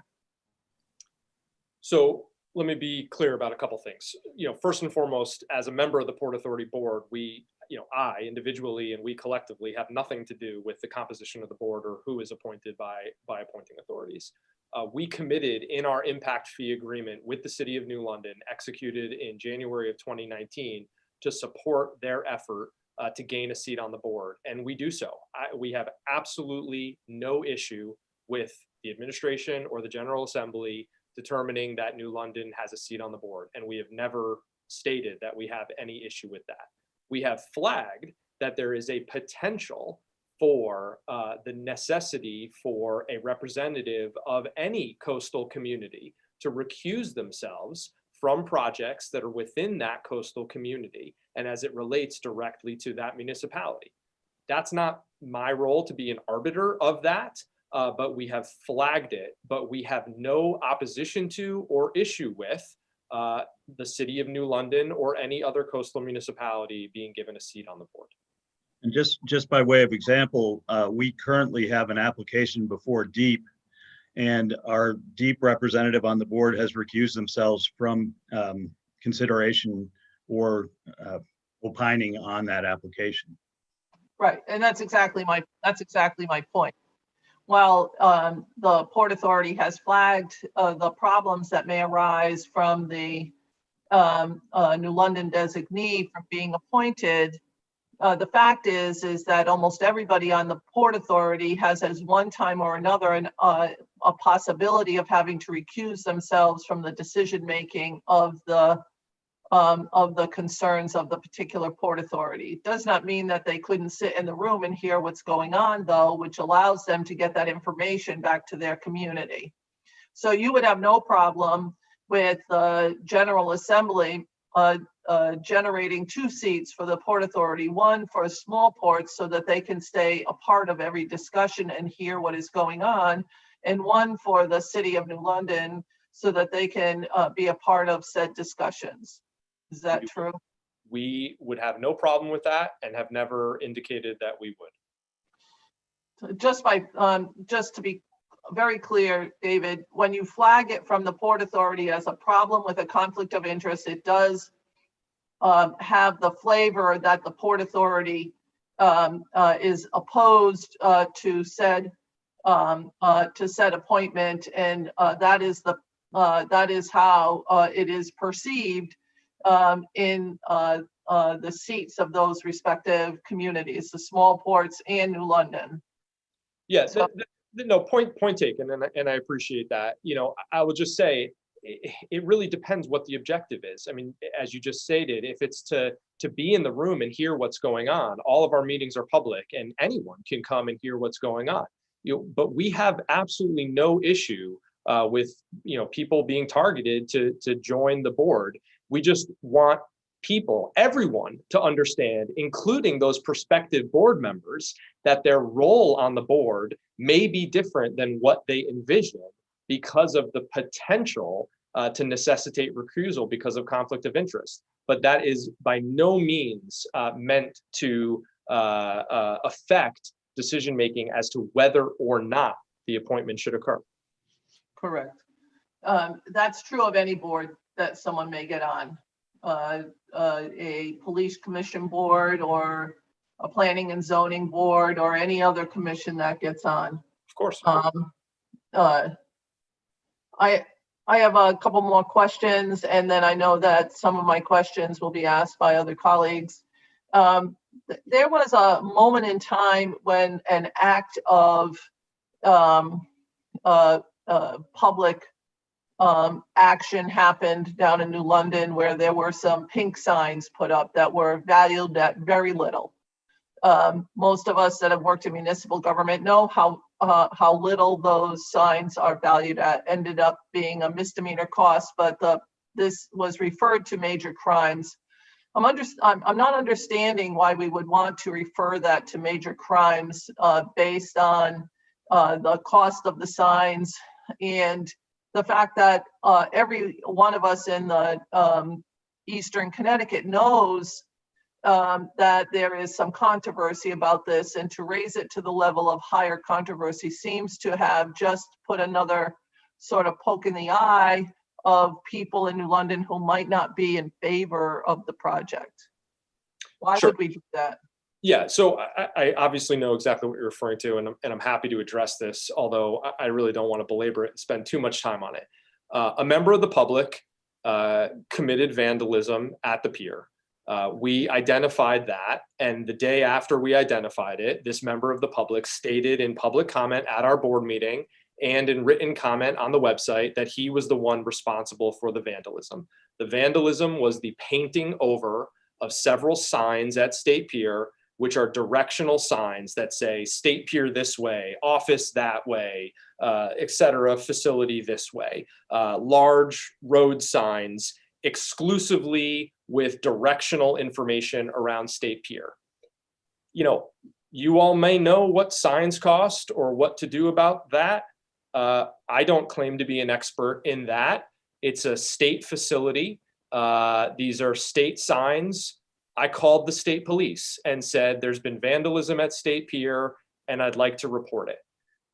They then interviewed the individual who had claimed responsibility. They came back to me and said, he admitted to doing it. Can you get us an estimate of the cost to repair? We said, sure. We called up our consultants who do road work project. They consulted with the Department of Transportation's publicly available pricing sheet. They priced the replacement cost of the sign. They consulted with the district office of the Department of Transportation to vet their assumptions. They gave me a dollar amount. I gave it to the state police. And that was the last that I thought of it. Right. We then learned two things. First, we learned that that price was over the threshold from a misdemeanor to a felony. News to me. Okay, it is what it is. We passed along the cost estimate that we sourced.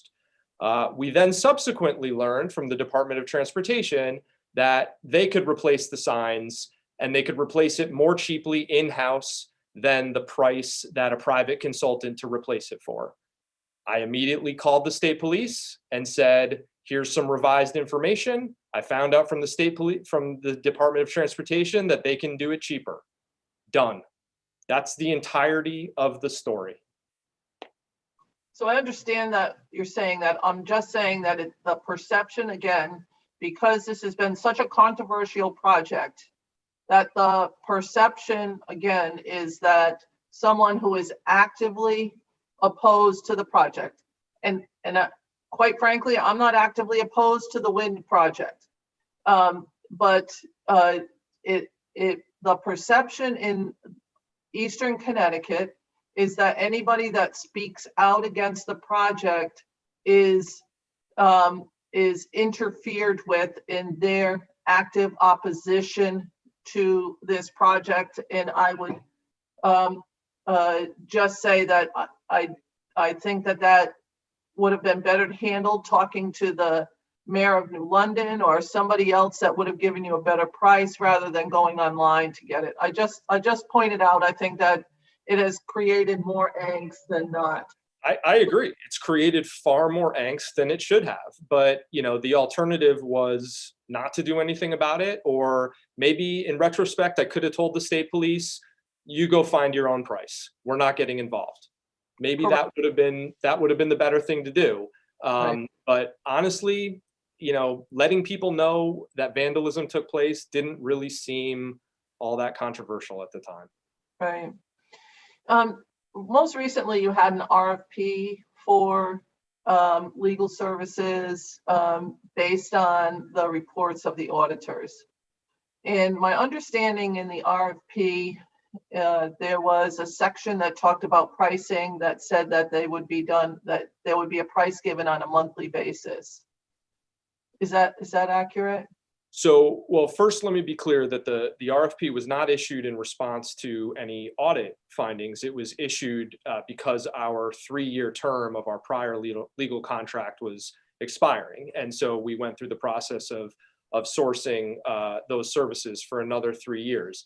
There were 2 pricing options, if I recall correctly, in the RFP. It was an hourly rate option or a price per month option that respondents were free to come in with either scenario.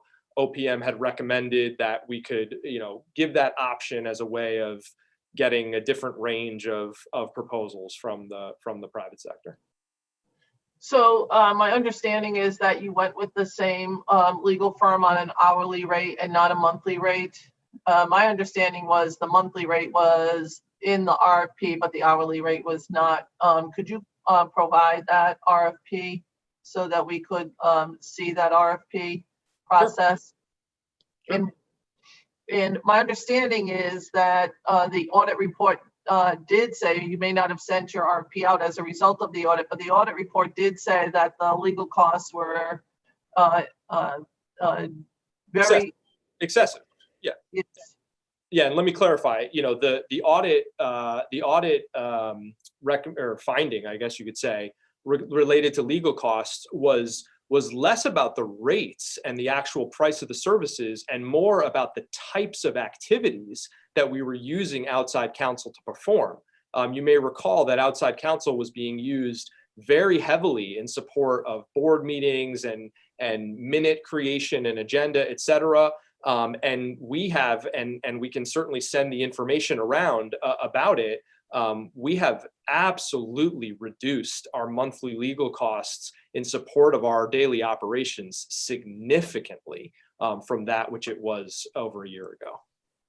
So to be clear, when I looked at the RFP, that's why I want to see what you have for an RFP. When I looked at the RFP, it did not mention hourly rates. It mentioned monthly rates and only monthly rates. And so I'm just curious why the RFP that I would look at that's online says that this is going to be a monthly rate, but you negotiated an hourly rate. And so is there another RFP? Is the one online the wrong one? I'm just curious. I don't know the answer to that, but we will send you all the materials to enable you to effectively assess it.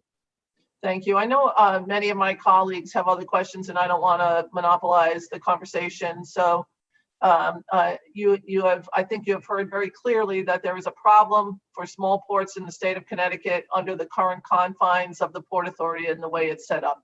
They're just left out of the discussion, in my opinion.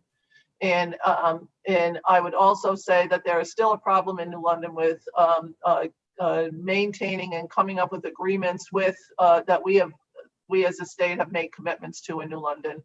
So thank you, Mr. Chairman. I appreciate the opportunity. I may come back after others have asked their questions. Thanks, Senator. Thank you, Senator. Returning to our list, Senator Summers is still in our Public Health Committee. When she returns, she'll be next in the queue. Next, we have Representative Devlin, followed by Representative Conley. Thank you, Mr. Chairman. I appreciate this opportunity. David, it's always good to see you. I was really looking forward to today's presentation of the 4 agencies, if you will. As you mentioned, this is a once in a generational project. So it should be understood why there is so much interest about it. You mentioned in your presentation to us the whistleblowers, the opinion pieces that raise questions, and you even acknowledged they have resulted in identifying some issues and scandal that have had to be addressed. And even, Senator Austin mentioned in her questions, there's been a lot of controversy about this project. And there are questions about transparency. I have to say I'm disappointed that you didn't seize the opportunity today to shed some more light on this. We weren't given any materials in advance. We did get an annual report while this meeting has been going on. We have a new committee, new members, it's a new session. And you know, I understand even your board of directors wasn't informed until late last night that you guys were going to be coming before this committee of cognizance. So I appreciate the technical updates that you read to us, and I do look forward to getting copies so we can go through them. Disappointed that, you know, your beginning to this was asking us to ask you questions so you could come back with more substantive information as opposed to laying that out from the beginning. You know, perhaps there can be a do-over, or at the very least, perhaps in future opportunities before this committee, it can be approached a little bit differently. My questions have been addressed through both Rep. Carney and Senator Austin, so I appreciate that. I'll continue to listen, and I may have some additional questions as we move ahead. Thank you, Mr. Chairman. Thanks, Representative, and I will take those comments and recommendations to heart for future you know, attendance here. I will just note that all of our annual reports were provided to the committee in the fourth quarter of last year. Okay. Thank you, Mr. Corris. Representative Conley. Thank you, Mr. Chair. I have to echo the disappointment stated by my colleague.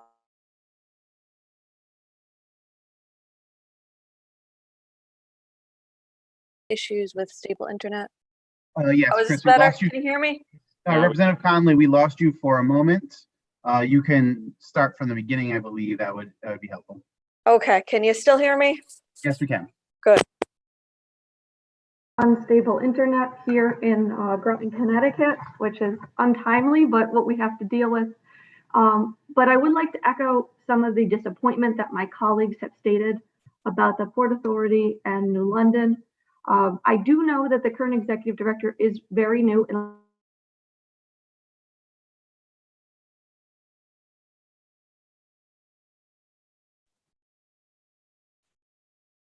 Chris, Representative Conley, we lost you again.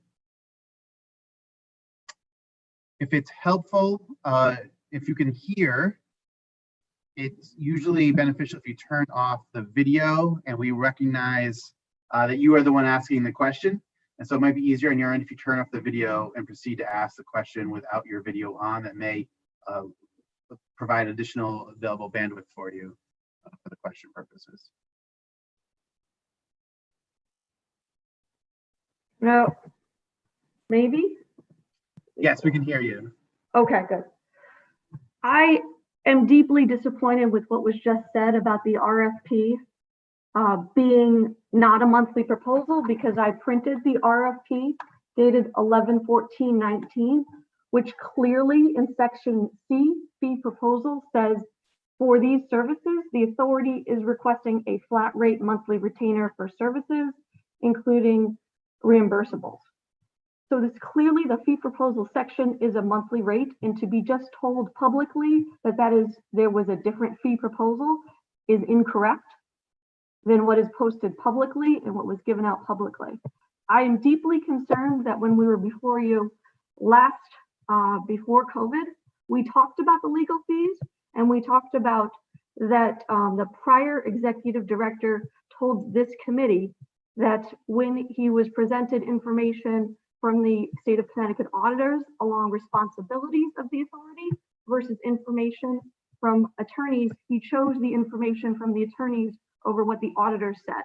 And that has turned out before our current executive director's time with this organization to be incorrect, drastically incorrect.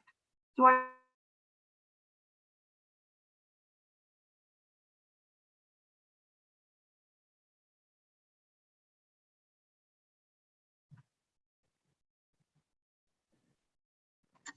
Representative Conley, again, I think we lost you for a moment. We lost you after your statement with respect to the auditors and attorneys' disagreement. If you want to start from that point when you return, that would be more than welcome. If you want, yeah, let's do a quick check to see if we can hear you again, if you can, Representative Conley. Can you hear me? We can, yes. Okay. Representative, we lost you when you were highlighting the executive director, the prior executive director of the Port Authority's contention with respect to the disagreements between the auditor and the attorneys. That's when we lost you. On. Ah. Okay.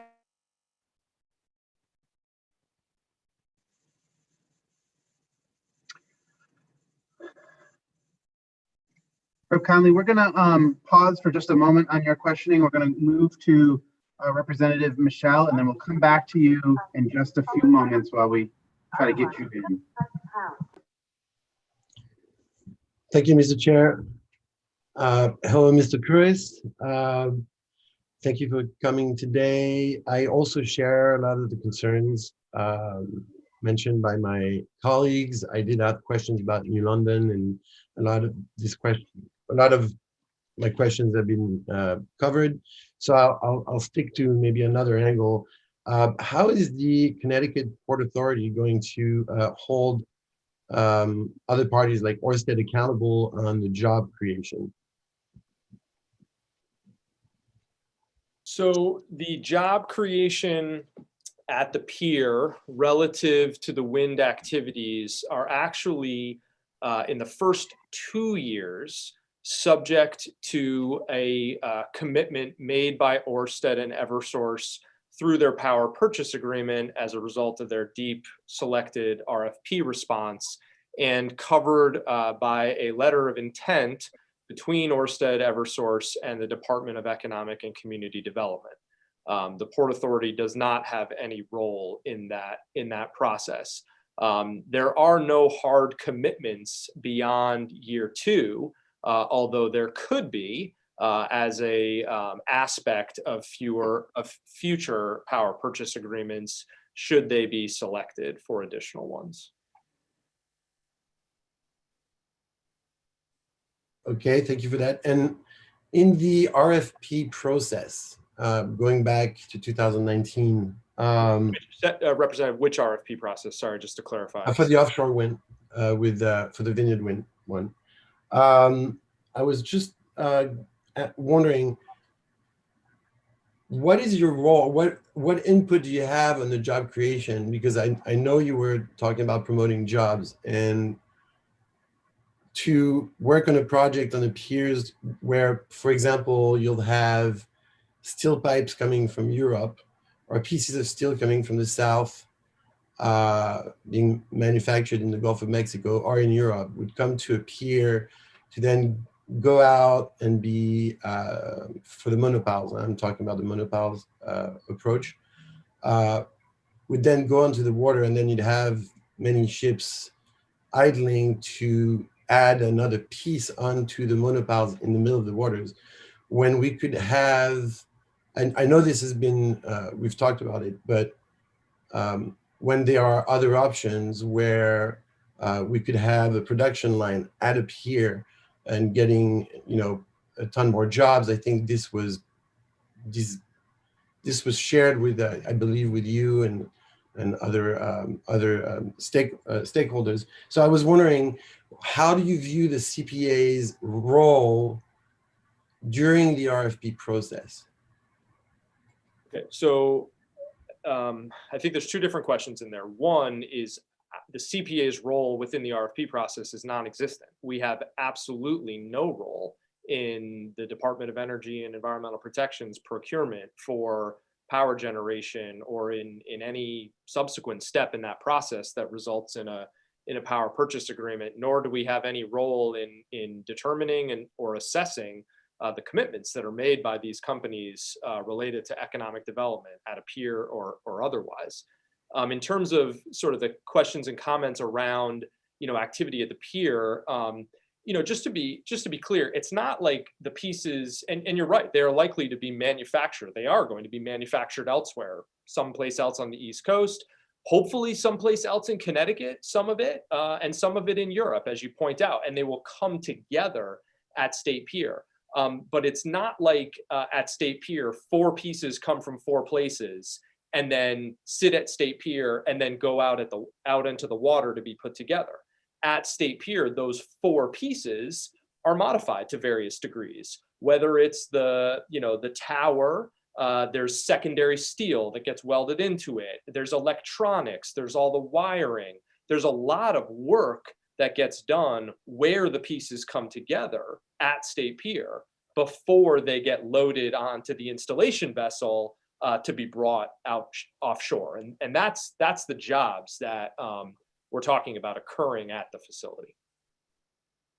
Thank you for that. And then after the RFP process is done and once the bidder has been selected, does the CPA have any role in, or do you participate in the communications? And so I can only speak from the past experience.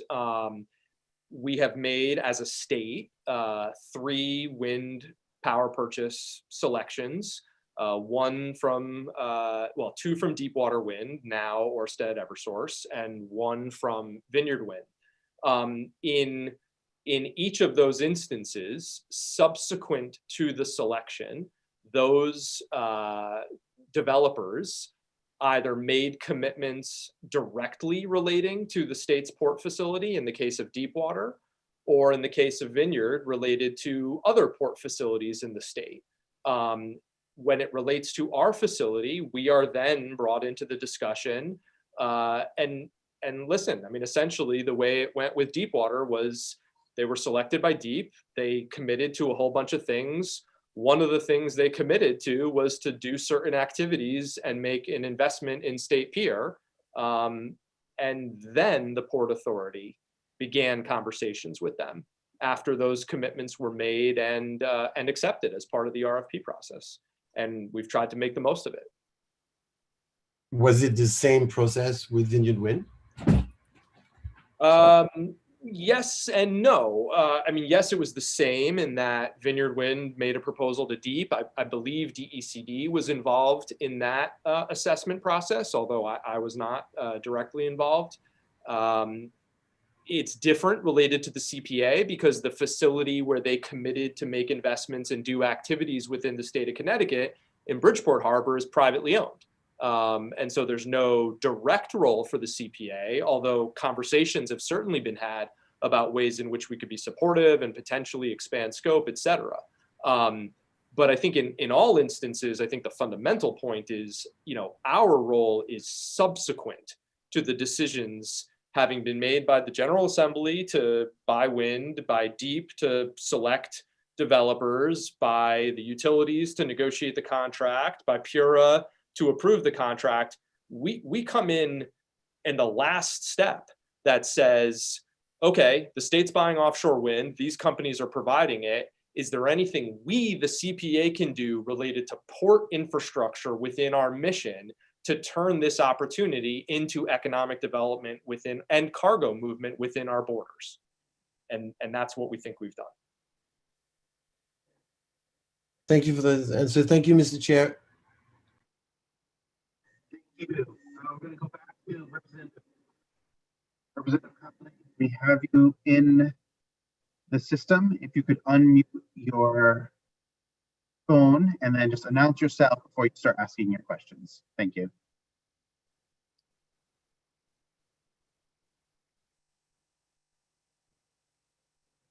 Representative, can you unmute?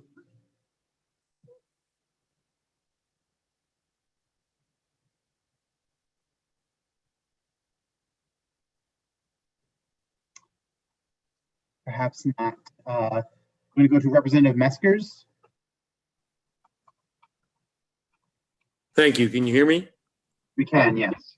I apologize. My internet as well was unstable. I basically have gone through my data plan so I can contribute to the call. Notwithstanding all the commentary coming before me, which highlights various and concerns of the representatives, and I thank them for voicing those concerns. I want to understand to a better extent the scope of the CPA role in the pier And so assuming we get to the agreed on amount, whether that be 93 or 151 or 200 million, I'd like to understand the contracting nature of your relationship with the wind power companies. How far out are you expecting to contract out service to them and pricing that service? And do you envision any other utilization of the pier? I was hearing in Representative Connolly's comments and criticism or concern the issue of whether other cargo could be carried, et cetera. And I guess I have a more fundamental question. Are you designing the pier to be 100% devoted to this activity in perpetuity? Or is this going to be a front-loaded project where for the next 5 or 10 years, it occupies a majority of the pier space, and then you broaden out the scope of the cargo carried at the pier? Sure. Yeah, great questions. So let's see. There's a lot to answer here, but I'll try and do it in an orderly fashion. And I'll talk about sort of the maximum, and then maybe kind of go down to the minimum, right? So the agreements contemplate a reconstruction of the pier, full reconstruction, heavy lift capacity, upland storage, load bearing, improved quays, et cetera. And first point, that is designed for our diverse needs over the long term, right? Okay. That is not wind specific. Many of the things that we need for a broad range of cargo, broader than what the facility can currently accommodate, are those that we need to accommodate wind. But this is not a wind designed terminal. It's a 21st century terminal that has the benefit, because it can accommodate wind, of having a private capital partner contributing to that project and a guaranteed customer for 10 years. And so the term of the agreement is 10 years with an optional 7-year extension.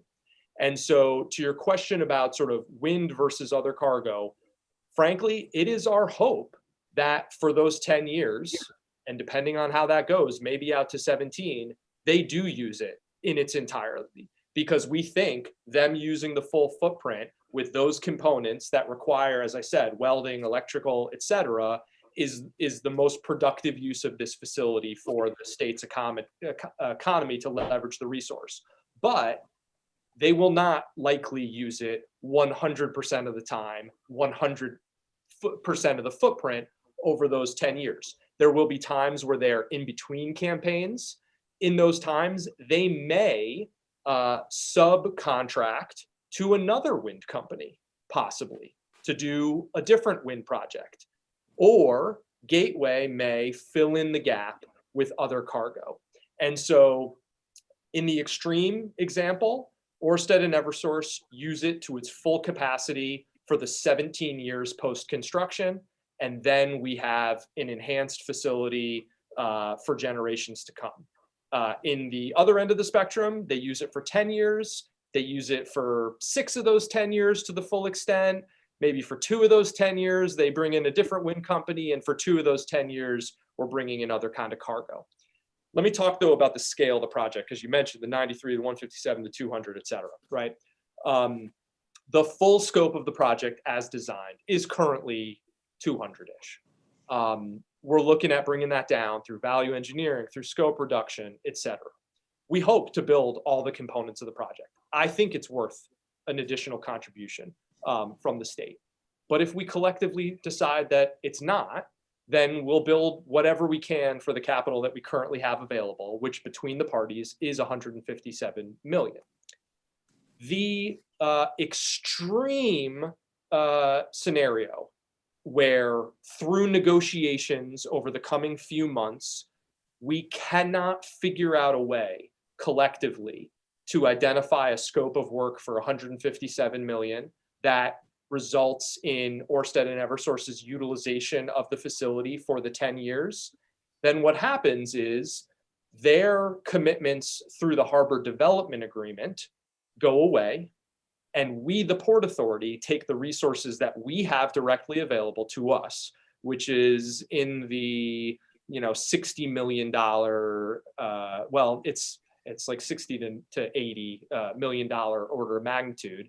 and we're going to do upgrades to the facility. There's a lot of work that needs to be done, and we'll do that. In that scenario, then wind is at the facility, Ørsted and Eversource, through the commitments that they made to DEEP, through the Deepwater Wind power purchase agreements for 2 years. But instead of doing all the components and the turbine staging, they'll be doing 1 or 2 components. And so, I think the bottom line is, from our perspective, we're starting a construction project next month. It's going to enhance the facility. Wind will be there for an absolute minimum of 2 years, but we are doing everything possible to build out as much of the scope as we can and ensure that wind is there, making the most of it for 10 years or more. Okay. So, and just as a follow-up, if I might, yeah. If we're engaging in a 10-year with an option for 7 years, so let's build out the scenario that you convince us or the governor, and we get to your magic amount of 190 or God knows what. Yeah. The optionality at 10-year time frame suggests that they find full utilization of the project and love it and want the option to go on for another 7 years. There's economic value in the pricing of that, and there's economic value in the renewal of that. Yep. So I think the question is whether they get an optional exclusive agreement or the right of first refusal. Because when you finish this asset and have launched it at that level, depending on where we are in wind power, the number of third-party players who might want to stage there, where we may want to, I think that we want to be very careful about creating, particularly if it's a $200 million asset and it's the best on the East Coast, that we've given away a relatively free option. Yeah, no, that's a great question. And, the short answer is it's somewhere in between. It is their option, but no terms are set. And so it is more than a first refusal, I would look then. Yeah, it's essentially, it's a little bit more than a right of first refusal, but the terms have not been set beyond 10 years. I think that's going to be a key factor in how I would look at the size and pricing of the option, because I'm essentially building the equivalent of a football stadium, and I might not want the same group there for 17 years. And if I own it and fund it, I want to make sure we maximize the revenue stream for the state. Completely. Thank you. Thank you, Representative. We're going to go back to Representative Conley and then Representative McCarthy-Vahey. Hello, Chairman. I think I've unmuted myself correctly. You have, Representative Conley. Go ahead. Thank you, Representative Conley. So we were, I was discussing the RFPs for legal, the current RFP that just got approved, and clarified that the fee proposal is for a flat monthly retainer rate. And I brought up the issue of the prior executive director who did not represent correctly, I believe, to this committee in 2019, that when the attorneys and his legal counsel disagreed with our state auditors, the prior executive director chose the opinion of legal counsel over this state, and clarifying how money should be spent and what policies and procedures needed to be done and what needed to be fixed. I understand some of these things have been fixed, but when I now see not following an RFP on legal services to the letter, I'm extremely concerned as to what else is going on. Can you please clarify or provide an answer as to this legal RFP? Yeah, so, I think we're going to have to follow up because I don't have it in front of me and I want to give a complete and correct answer, but we will do so. I can say with full confidence, we take the state auditor's recommendations seriously, and so I think you can rest assured that conflict no longer exists. I don't know if John can add anything on the legal RFP, but we'll get you an answer as to why we feel like we followed our process properly. Mm-hmm. And for the record, the RFP online dated 11/14/19 clearly says in section C, fee proposal, which is different than what was just told to this committee. Well, we'll look at it. And so John, it's my understanding that the firms did provide monthly rates, but also hourly rates. And I believe, if I'm recalling correctly, and we can consult the board minutes, that the board preferred the hourly rate because in effect, we would be paying, potentially paying for time that was not used in the monthly rate scenario. Mm-hmm. I'd like to follow up on that then. When an RFP Sure. only includes a monthly rate, if the board feels differently, wouldn't the correct procedure be to rebid or resend out the RFP with this new information that was learned? I think it depends whether or not the respondents were all given the same information and the same opportunity, and the committee, which I might add included the Office of Policy and Management, had comparable information to compare proposals against one another. And we will look into that and we will get back to you. Mm-hmm. Because seeing, and let me be crystal clear, I want to see the wind project be successful. I want to see the Port of New London be successful. And I'd like this Port Authority to be successful. I understand under prior leadership, it was the opposite. It was not successful. And some of those issues had to do with illness and things beyond the authority's control at that very moment. But it has been a year since you've been before this committee. And I expect to see substantial change. I expect to see RFPs being followed to the letter to show the change in this agency. And if there is no change in this agency, I wonder if this is the correct way to manage the port. And I wonder if this is the correct way for our state's resources to be used. So I'm looking for above and beyond from this agency over our next communications with this committee. I'm looking for above and beyond showing everything, following everything to the letter of the law, to everything on your website. And I'm looking for transparency, crystal clear transparency, so that the public can feel that this agency and that this authority can handle the assets that it has. If not, I think our next step is to really take a look. So I'm looking for a report back on this issue and other issues, and moving forward in one way or another that is a definite way, so that the city of New London doesn't end up being found without improved port. And having the state port and the city of New London falling under prior mismanagement and moving forward productively. So I am disappointed on this legal RFP. I look forward to clarification, and those of us in Southeastern Connecticut have very close eyes on you. So be transparent, and I look forward to an update very promptly. Thank you, Chairman. Thank you. And I will work with Representative Conley and Representative Carney specifically on the questions that they raised for information they think they need additionally from the Port Authority following up. So maybe we can schedule a quick meeting on the exact information that folks are looking for, so that we can get it in the terms and timeline that they're expecting, and then we can make that available to the committee and the broader public. So we'll look to Representative Carney, and I can schedule a meeting with you guys soon, and we can really dive into this a little bit more. We have Representative McCarthy-Vahey, followed by Representative Chafee. Thank you, Mr. Chair. Mr. Chair, you'll be happy to know that my questions have been addressed. I thank the members of the Port Authority for being here, and thank you. Thank you. Representative Chafee. Thank you, Mr. Chairman. Thank you to the members of the Port Authority for coming before us today. I just want to echo some of the sentiment of my colleagues.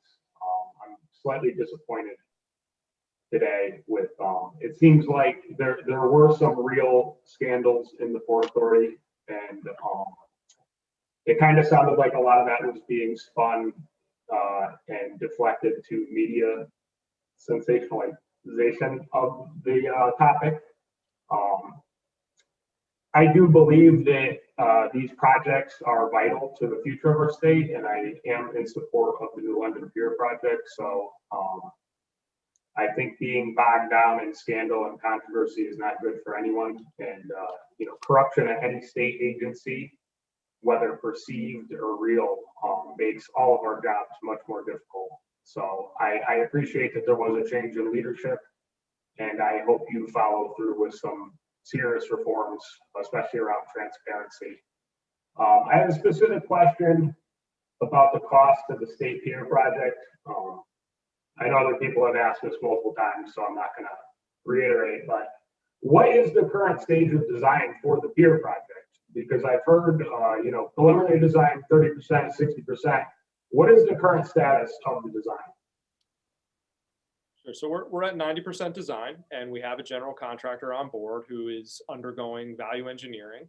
And as part of that process, we're looking at scope modifications. But the base design is at 90%. And what is the current cost estimate for the 90% plan? I don't have it directly in front of me, but it's just north of 200. So it sounds like you're modifying the project to fit the constraints of the budget.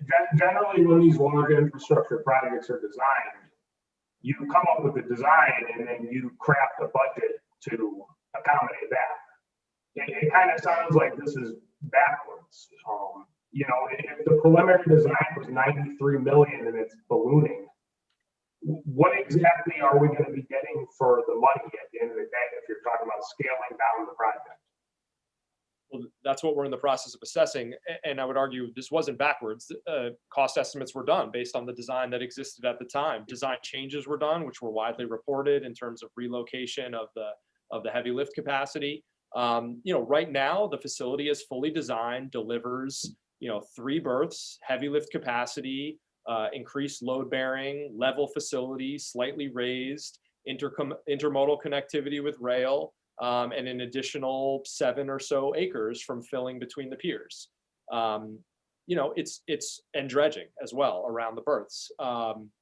It's hard to kind of bifurcate that and isolate pieces, but we're in the process of trying to figure out what we can reduce that doesn't compromise the value of the facility over the long term. And we're going to do that. And again, working with our, through our agreement with the Department of Administrative Services, who's managing the project, we're going to get it as close as we can. That's really all we can say at this point. Yeah, thank you, Mr. Chairman. Thank you. We're going to go to Senator Summers, followed by Senator Austin. Am I unmuted here? Okay. Yes. Good morning, and thank you for your presentation this morning. I have a couple questions and just a few comments.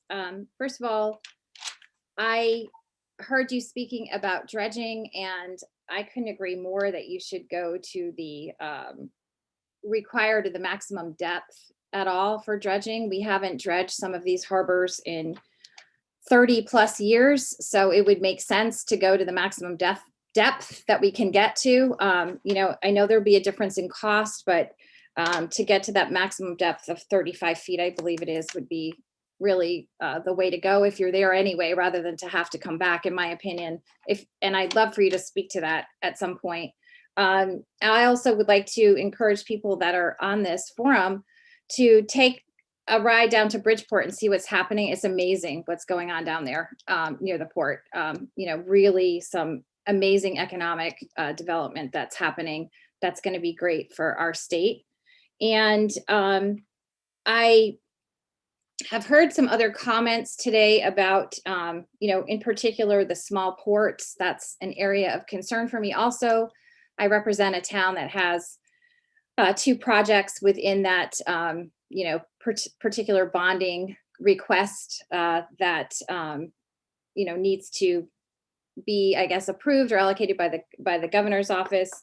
And I just wanted to touch base because it's my understanding you go through, it's the same process that DEEP had to go through years ago for when they had the ships grants. Also, you had to get the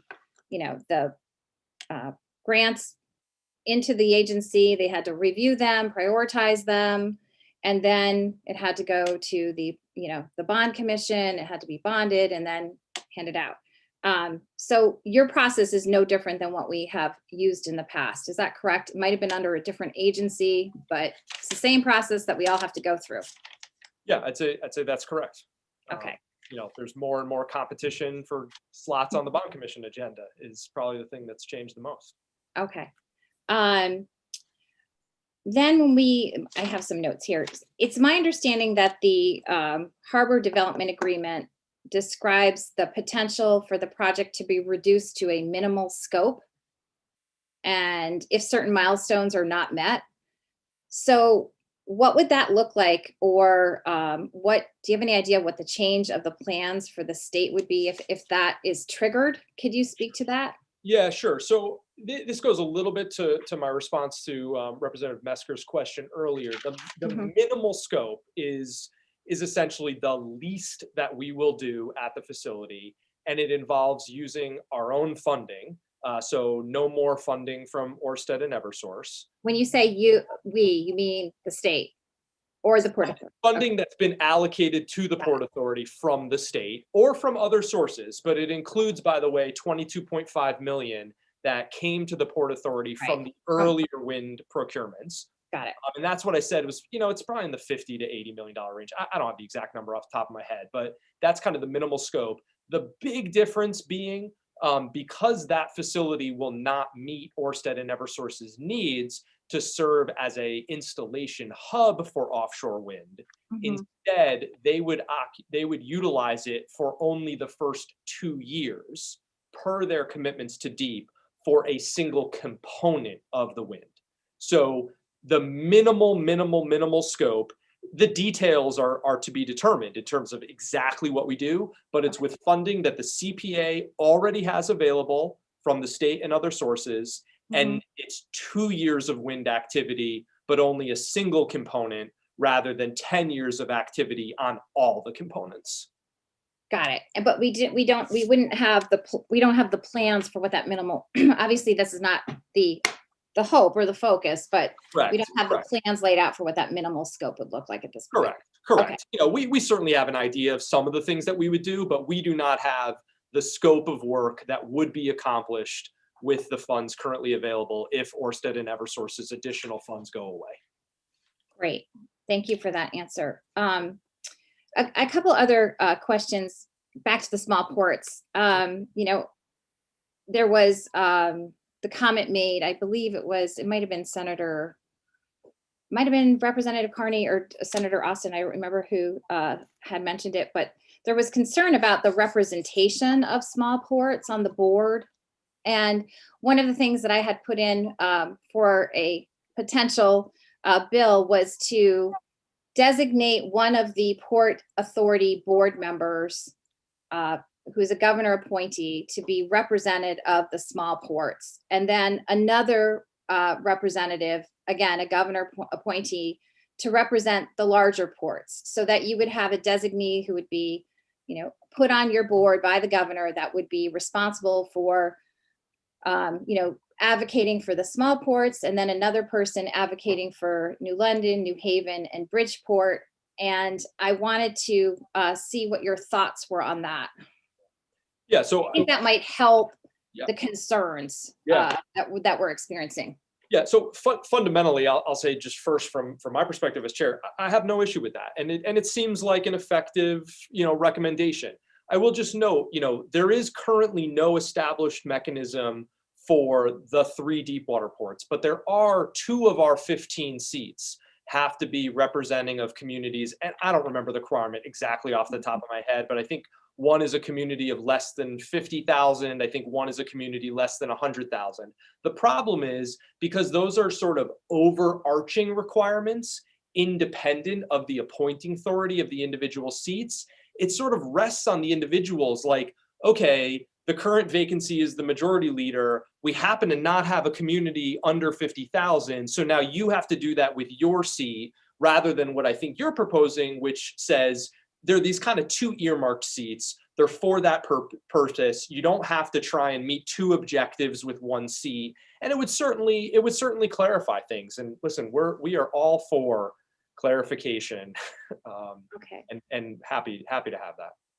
And the other thing, now that you've mentioned that, so currently on your board, a lot of the talk has been focused on the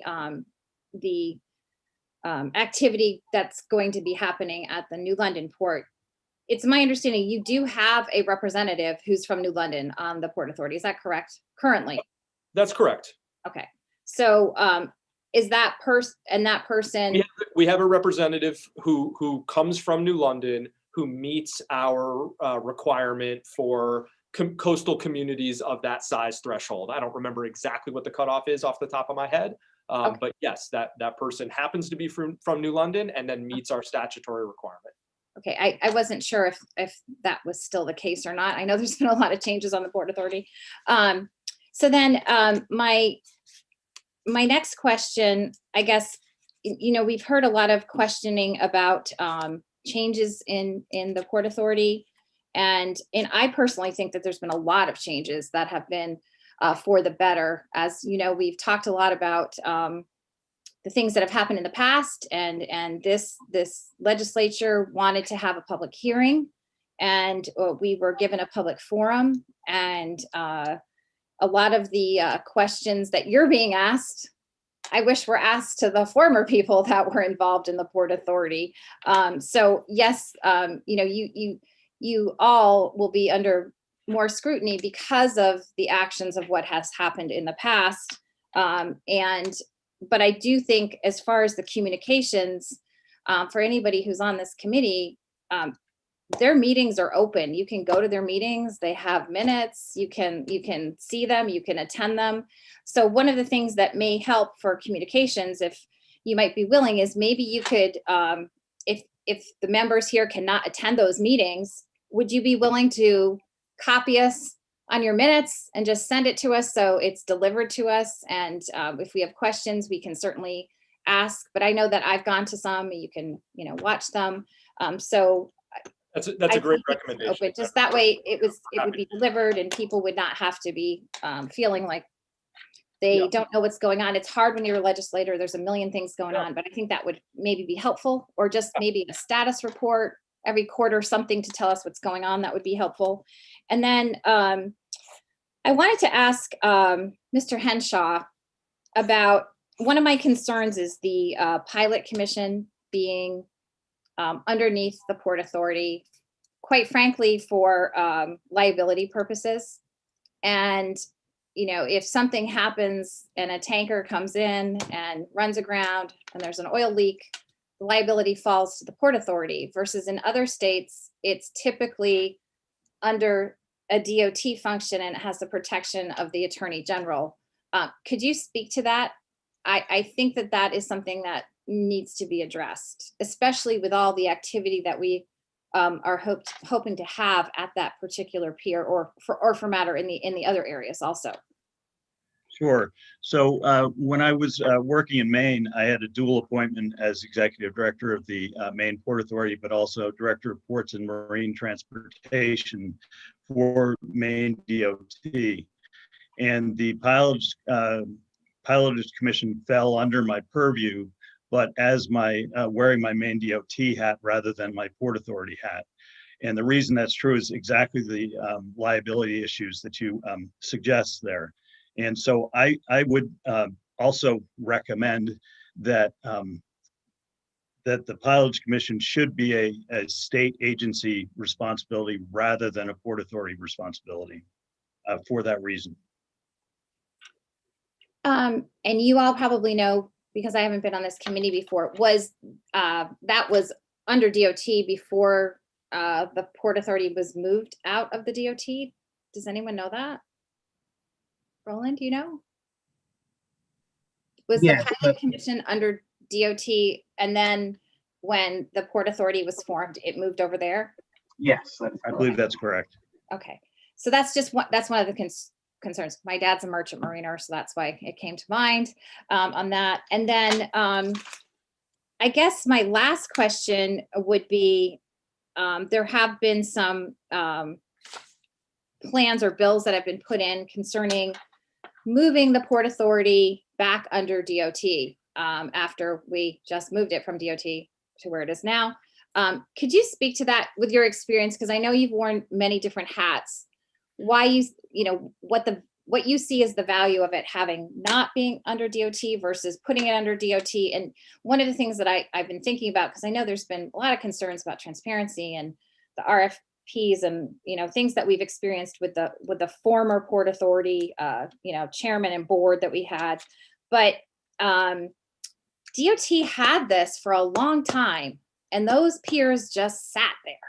I just think that, you know, no offense to DOT, but they're pulled in so many different directions. I'm not sure they could give it the attention that, you know, a port authority could. I know that my former senator, Senator Maynard, worked really hard to get a port authority established. So I would hate to see us make a decision to try to, you know, go back to what we had, because of some of the hiccups that we've had that have been, you know, under different authority and different chairmanships, and, you know, kind of cut off our nose to spite our face kind of thing. So could you speak to that, or what you've seen and how that works? Because I think that would be important, especially some of our new members. Yeah, so I absolutely agree with you. I think that DOT has a different set of priorities than the Port Authority. As I stated in my opening statement, you know, at its heart, the Port Authority is an economic development organization. We provide transportation and logistics. We provide infrastructure in support of economic development.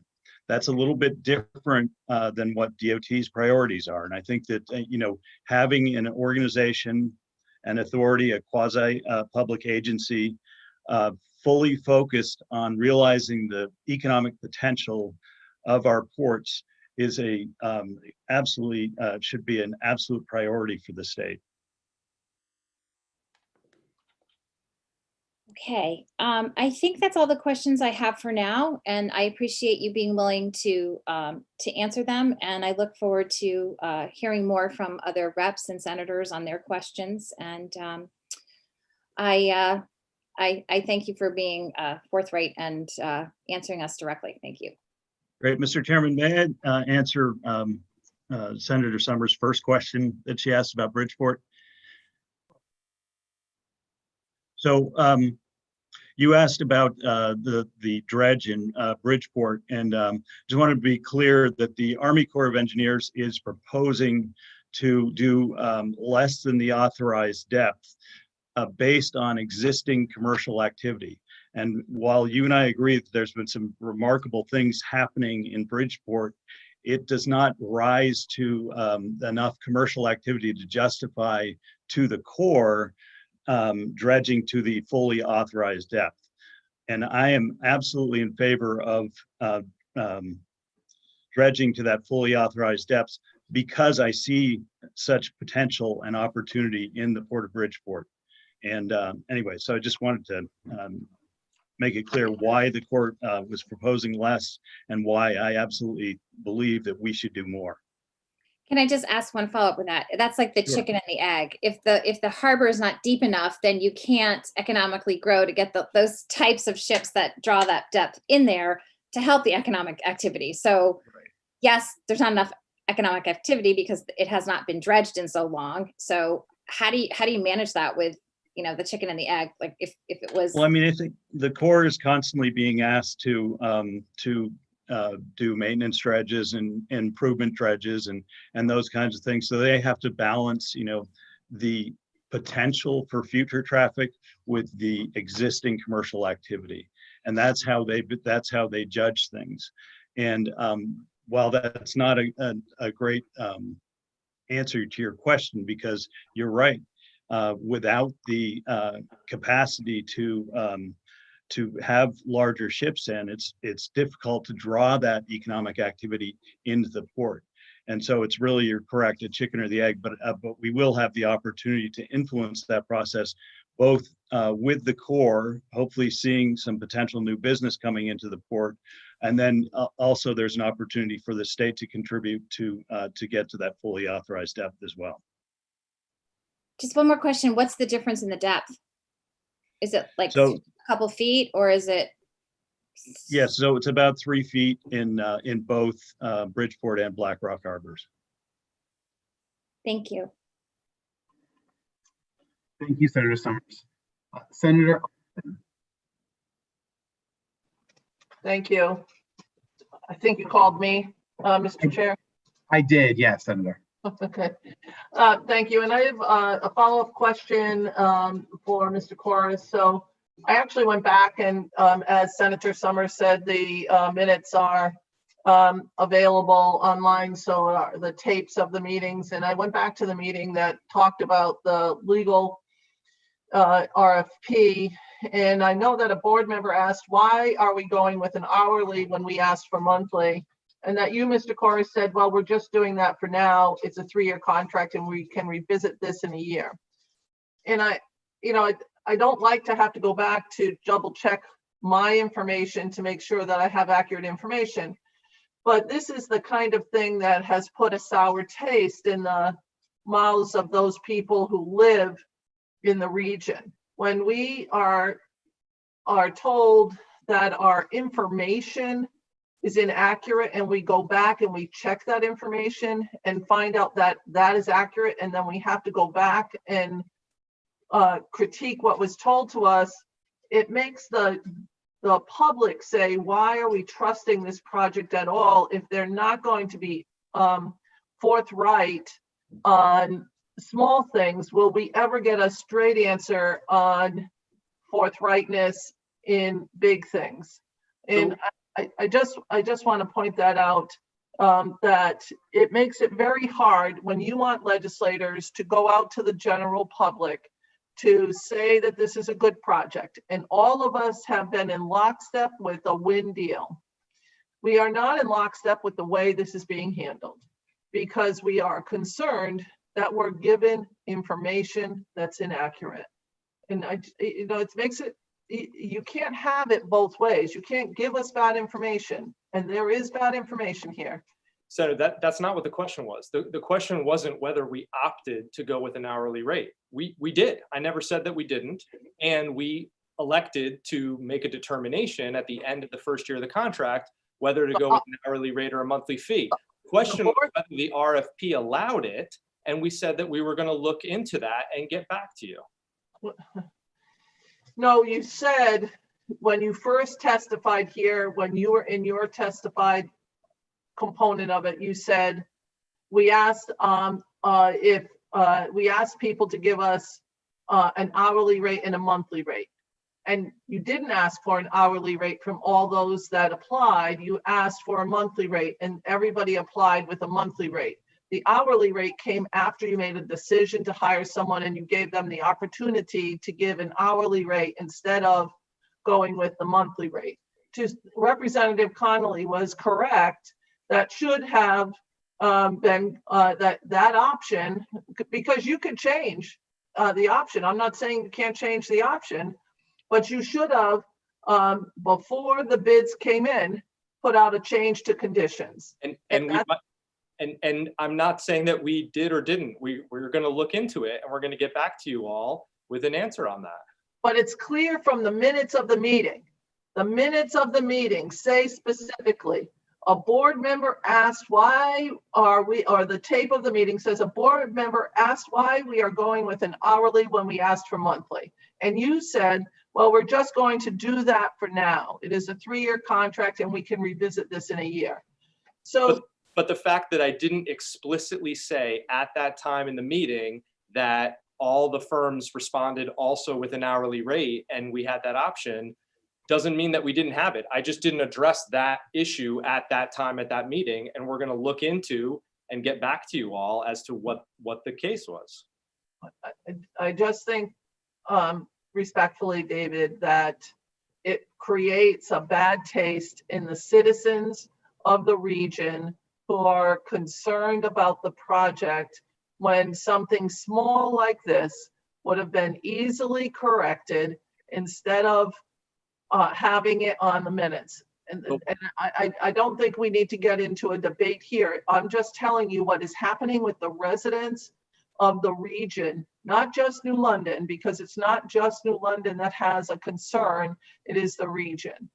And that leads me to my last question. You said that there were going to be 400 workers from that were going to be working on the pier. I'm assuming that you're talking about the construction of the windmills. Is that accurate? Working on the components of the windmills. Putting them together? Yes, and modifying them. So when they're put together, after that is all done, how many workers will be assigned for general maintenance? My understanding in talking with wind projects around the country and around the world, that brings it down to about 50. Would that be accurate? This is not a maintenance port. I mean, if what you're talking about is that 50 people are necessary to service the offshore wind farms, New London is not being designed to be a port from which the maintenance crews are based. This is a port for building the wind farms. So once the wind farm is built, they build another one.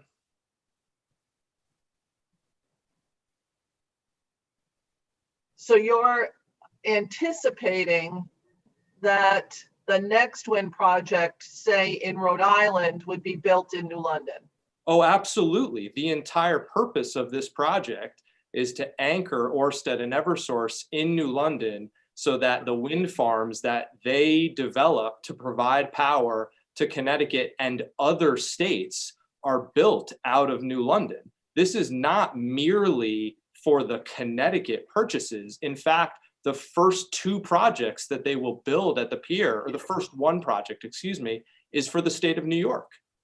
And this is why we're leveraging the pier to get outsized economic impact beyond that which is directly related to our power purchases. Is the Bridgeport project designed to be built in New London?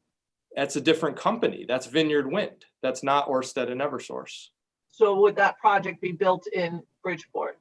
They have committed to build a component of it in Bridgeport, which is different than the turbine staging hub that we're proposing for New London. So it's a different level of activity. And I know Vineyard is actively looking around Connecticut about ways that they could do more in Bridgeport. Maybe they end up being a subcontract to Ørsted and Eversource, but Vineyard Wind is not currently planning any activities in New London. And the workers that you're positing will be in New London. Will they be? Will there be a requirement that some of them be New London residents or local residents, local Eastern Connecticut residents? So I would argue that that goes well beyond our scope.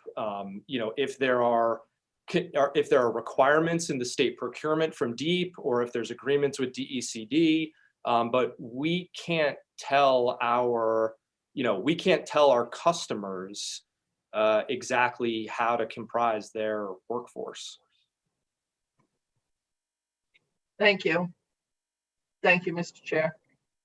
Thank you. And I'm sensitive to time here. We're gonna finish with Representative Carney in just a moment. But before we do that, I want to just say, I think we're again highlighting the importance of communication, and we need to work both Mr. Henshaw, Mr. Corus, myself, Representative Carney, Representative Cassano, Senator Cassano, and Senator Summers, increasing the amount of communication, I think, between our committee and the Port Authority to ensure that we've got the types of answers we're looking for. It is a novel reuse of a former state asset, and folks who are accustomed to a certain way of operations at the site have had to live with dramatic changes. And I think folks just need greater clarification about what is happening, how it is happening, what the impacts are going to be on that use moving forward. And I think a lot of these questions are important to gain assurances for the local community who's most impacted, but it is advancing a state policy, I think, that generally we're in favor of. So I'm going to move to Representative Carney, who's going to close us out today. But thank you very much for your time and commitment to the state of Connecticut.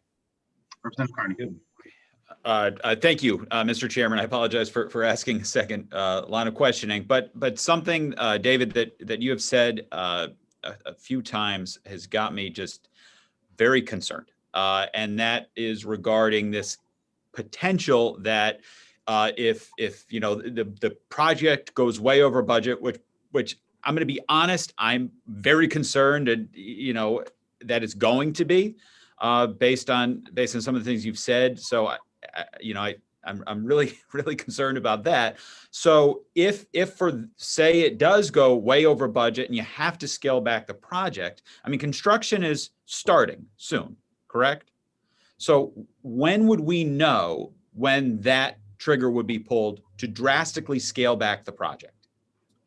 It's like within the next 30 days, 30, 45 days. And we are at that moment. And rest assured, the work that is commencing, particularly the remediation, it's all stuff that we have to do no matter what, and that would be included in any scenario. So we're not foreclosing options, nor are we going down a path that we're not able to stay on. But we are at that moment in time where these decisions are, coming to a head.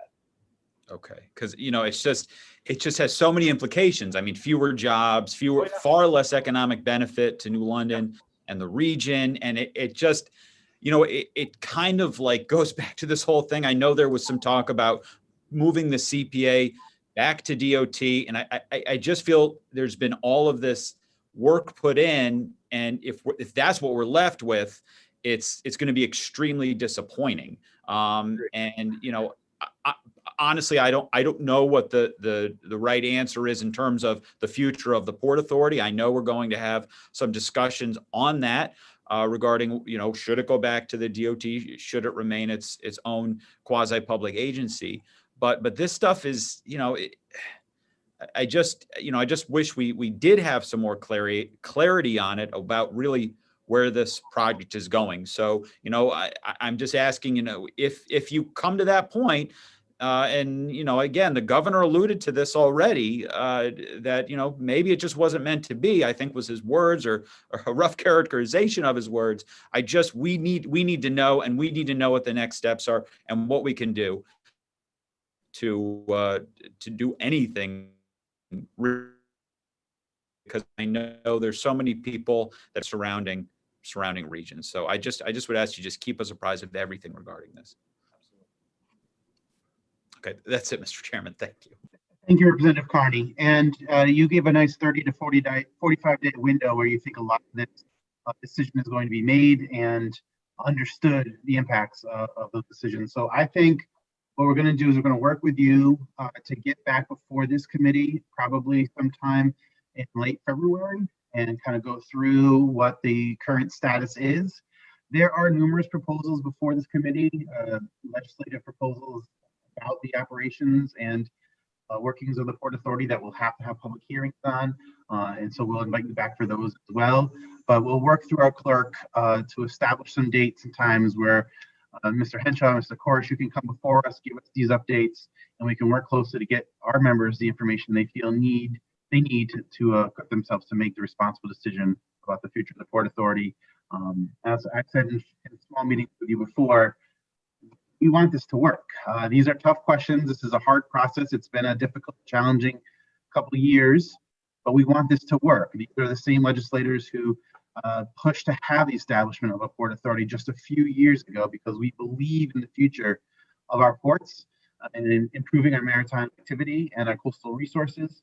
And we want to make sure that you succeed. So we're working closely with you to reach those positive results. Thank you, John. Thank you, David. And we appreciate your time. And if you have any closing remarks, feel free. Thank you. We look forward to working with you. Yeah, thank you as well. Great to see many of you for the first time in a while, and look forward to keeping in touch. Terrific. Thank you all, and thank you, members of the Transportation Committee. This has been a pretty long week for us with a lot of informational hearings, a long public hearing. The chairs and ranking members have been working closely to go through the screening process. And we went through a number of bills yesterday. We're going to go through a number more next week. We'll be back in touch with a list of committee meetings and public hearings that we'll put on your calendar in the very near future. And if you have any questions or thoughts or concerns about any bills, let us know and we'll get to work on them. Thank you all very much for a very successful week in the Transportation Committee. Thank you, Mr. Chair.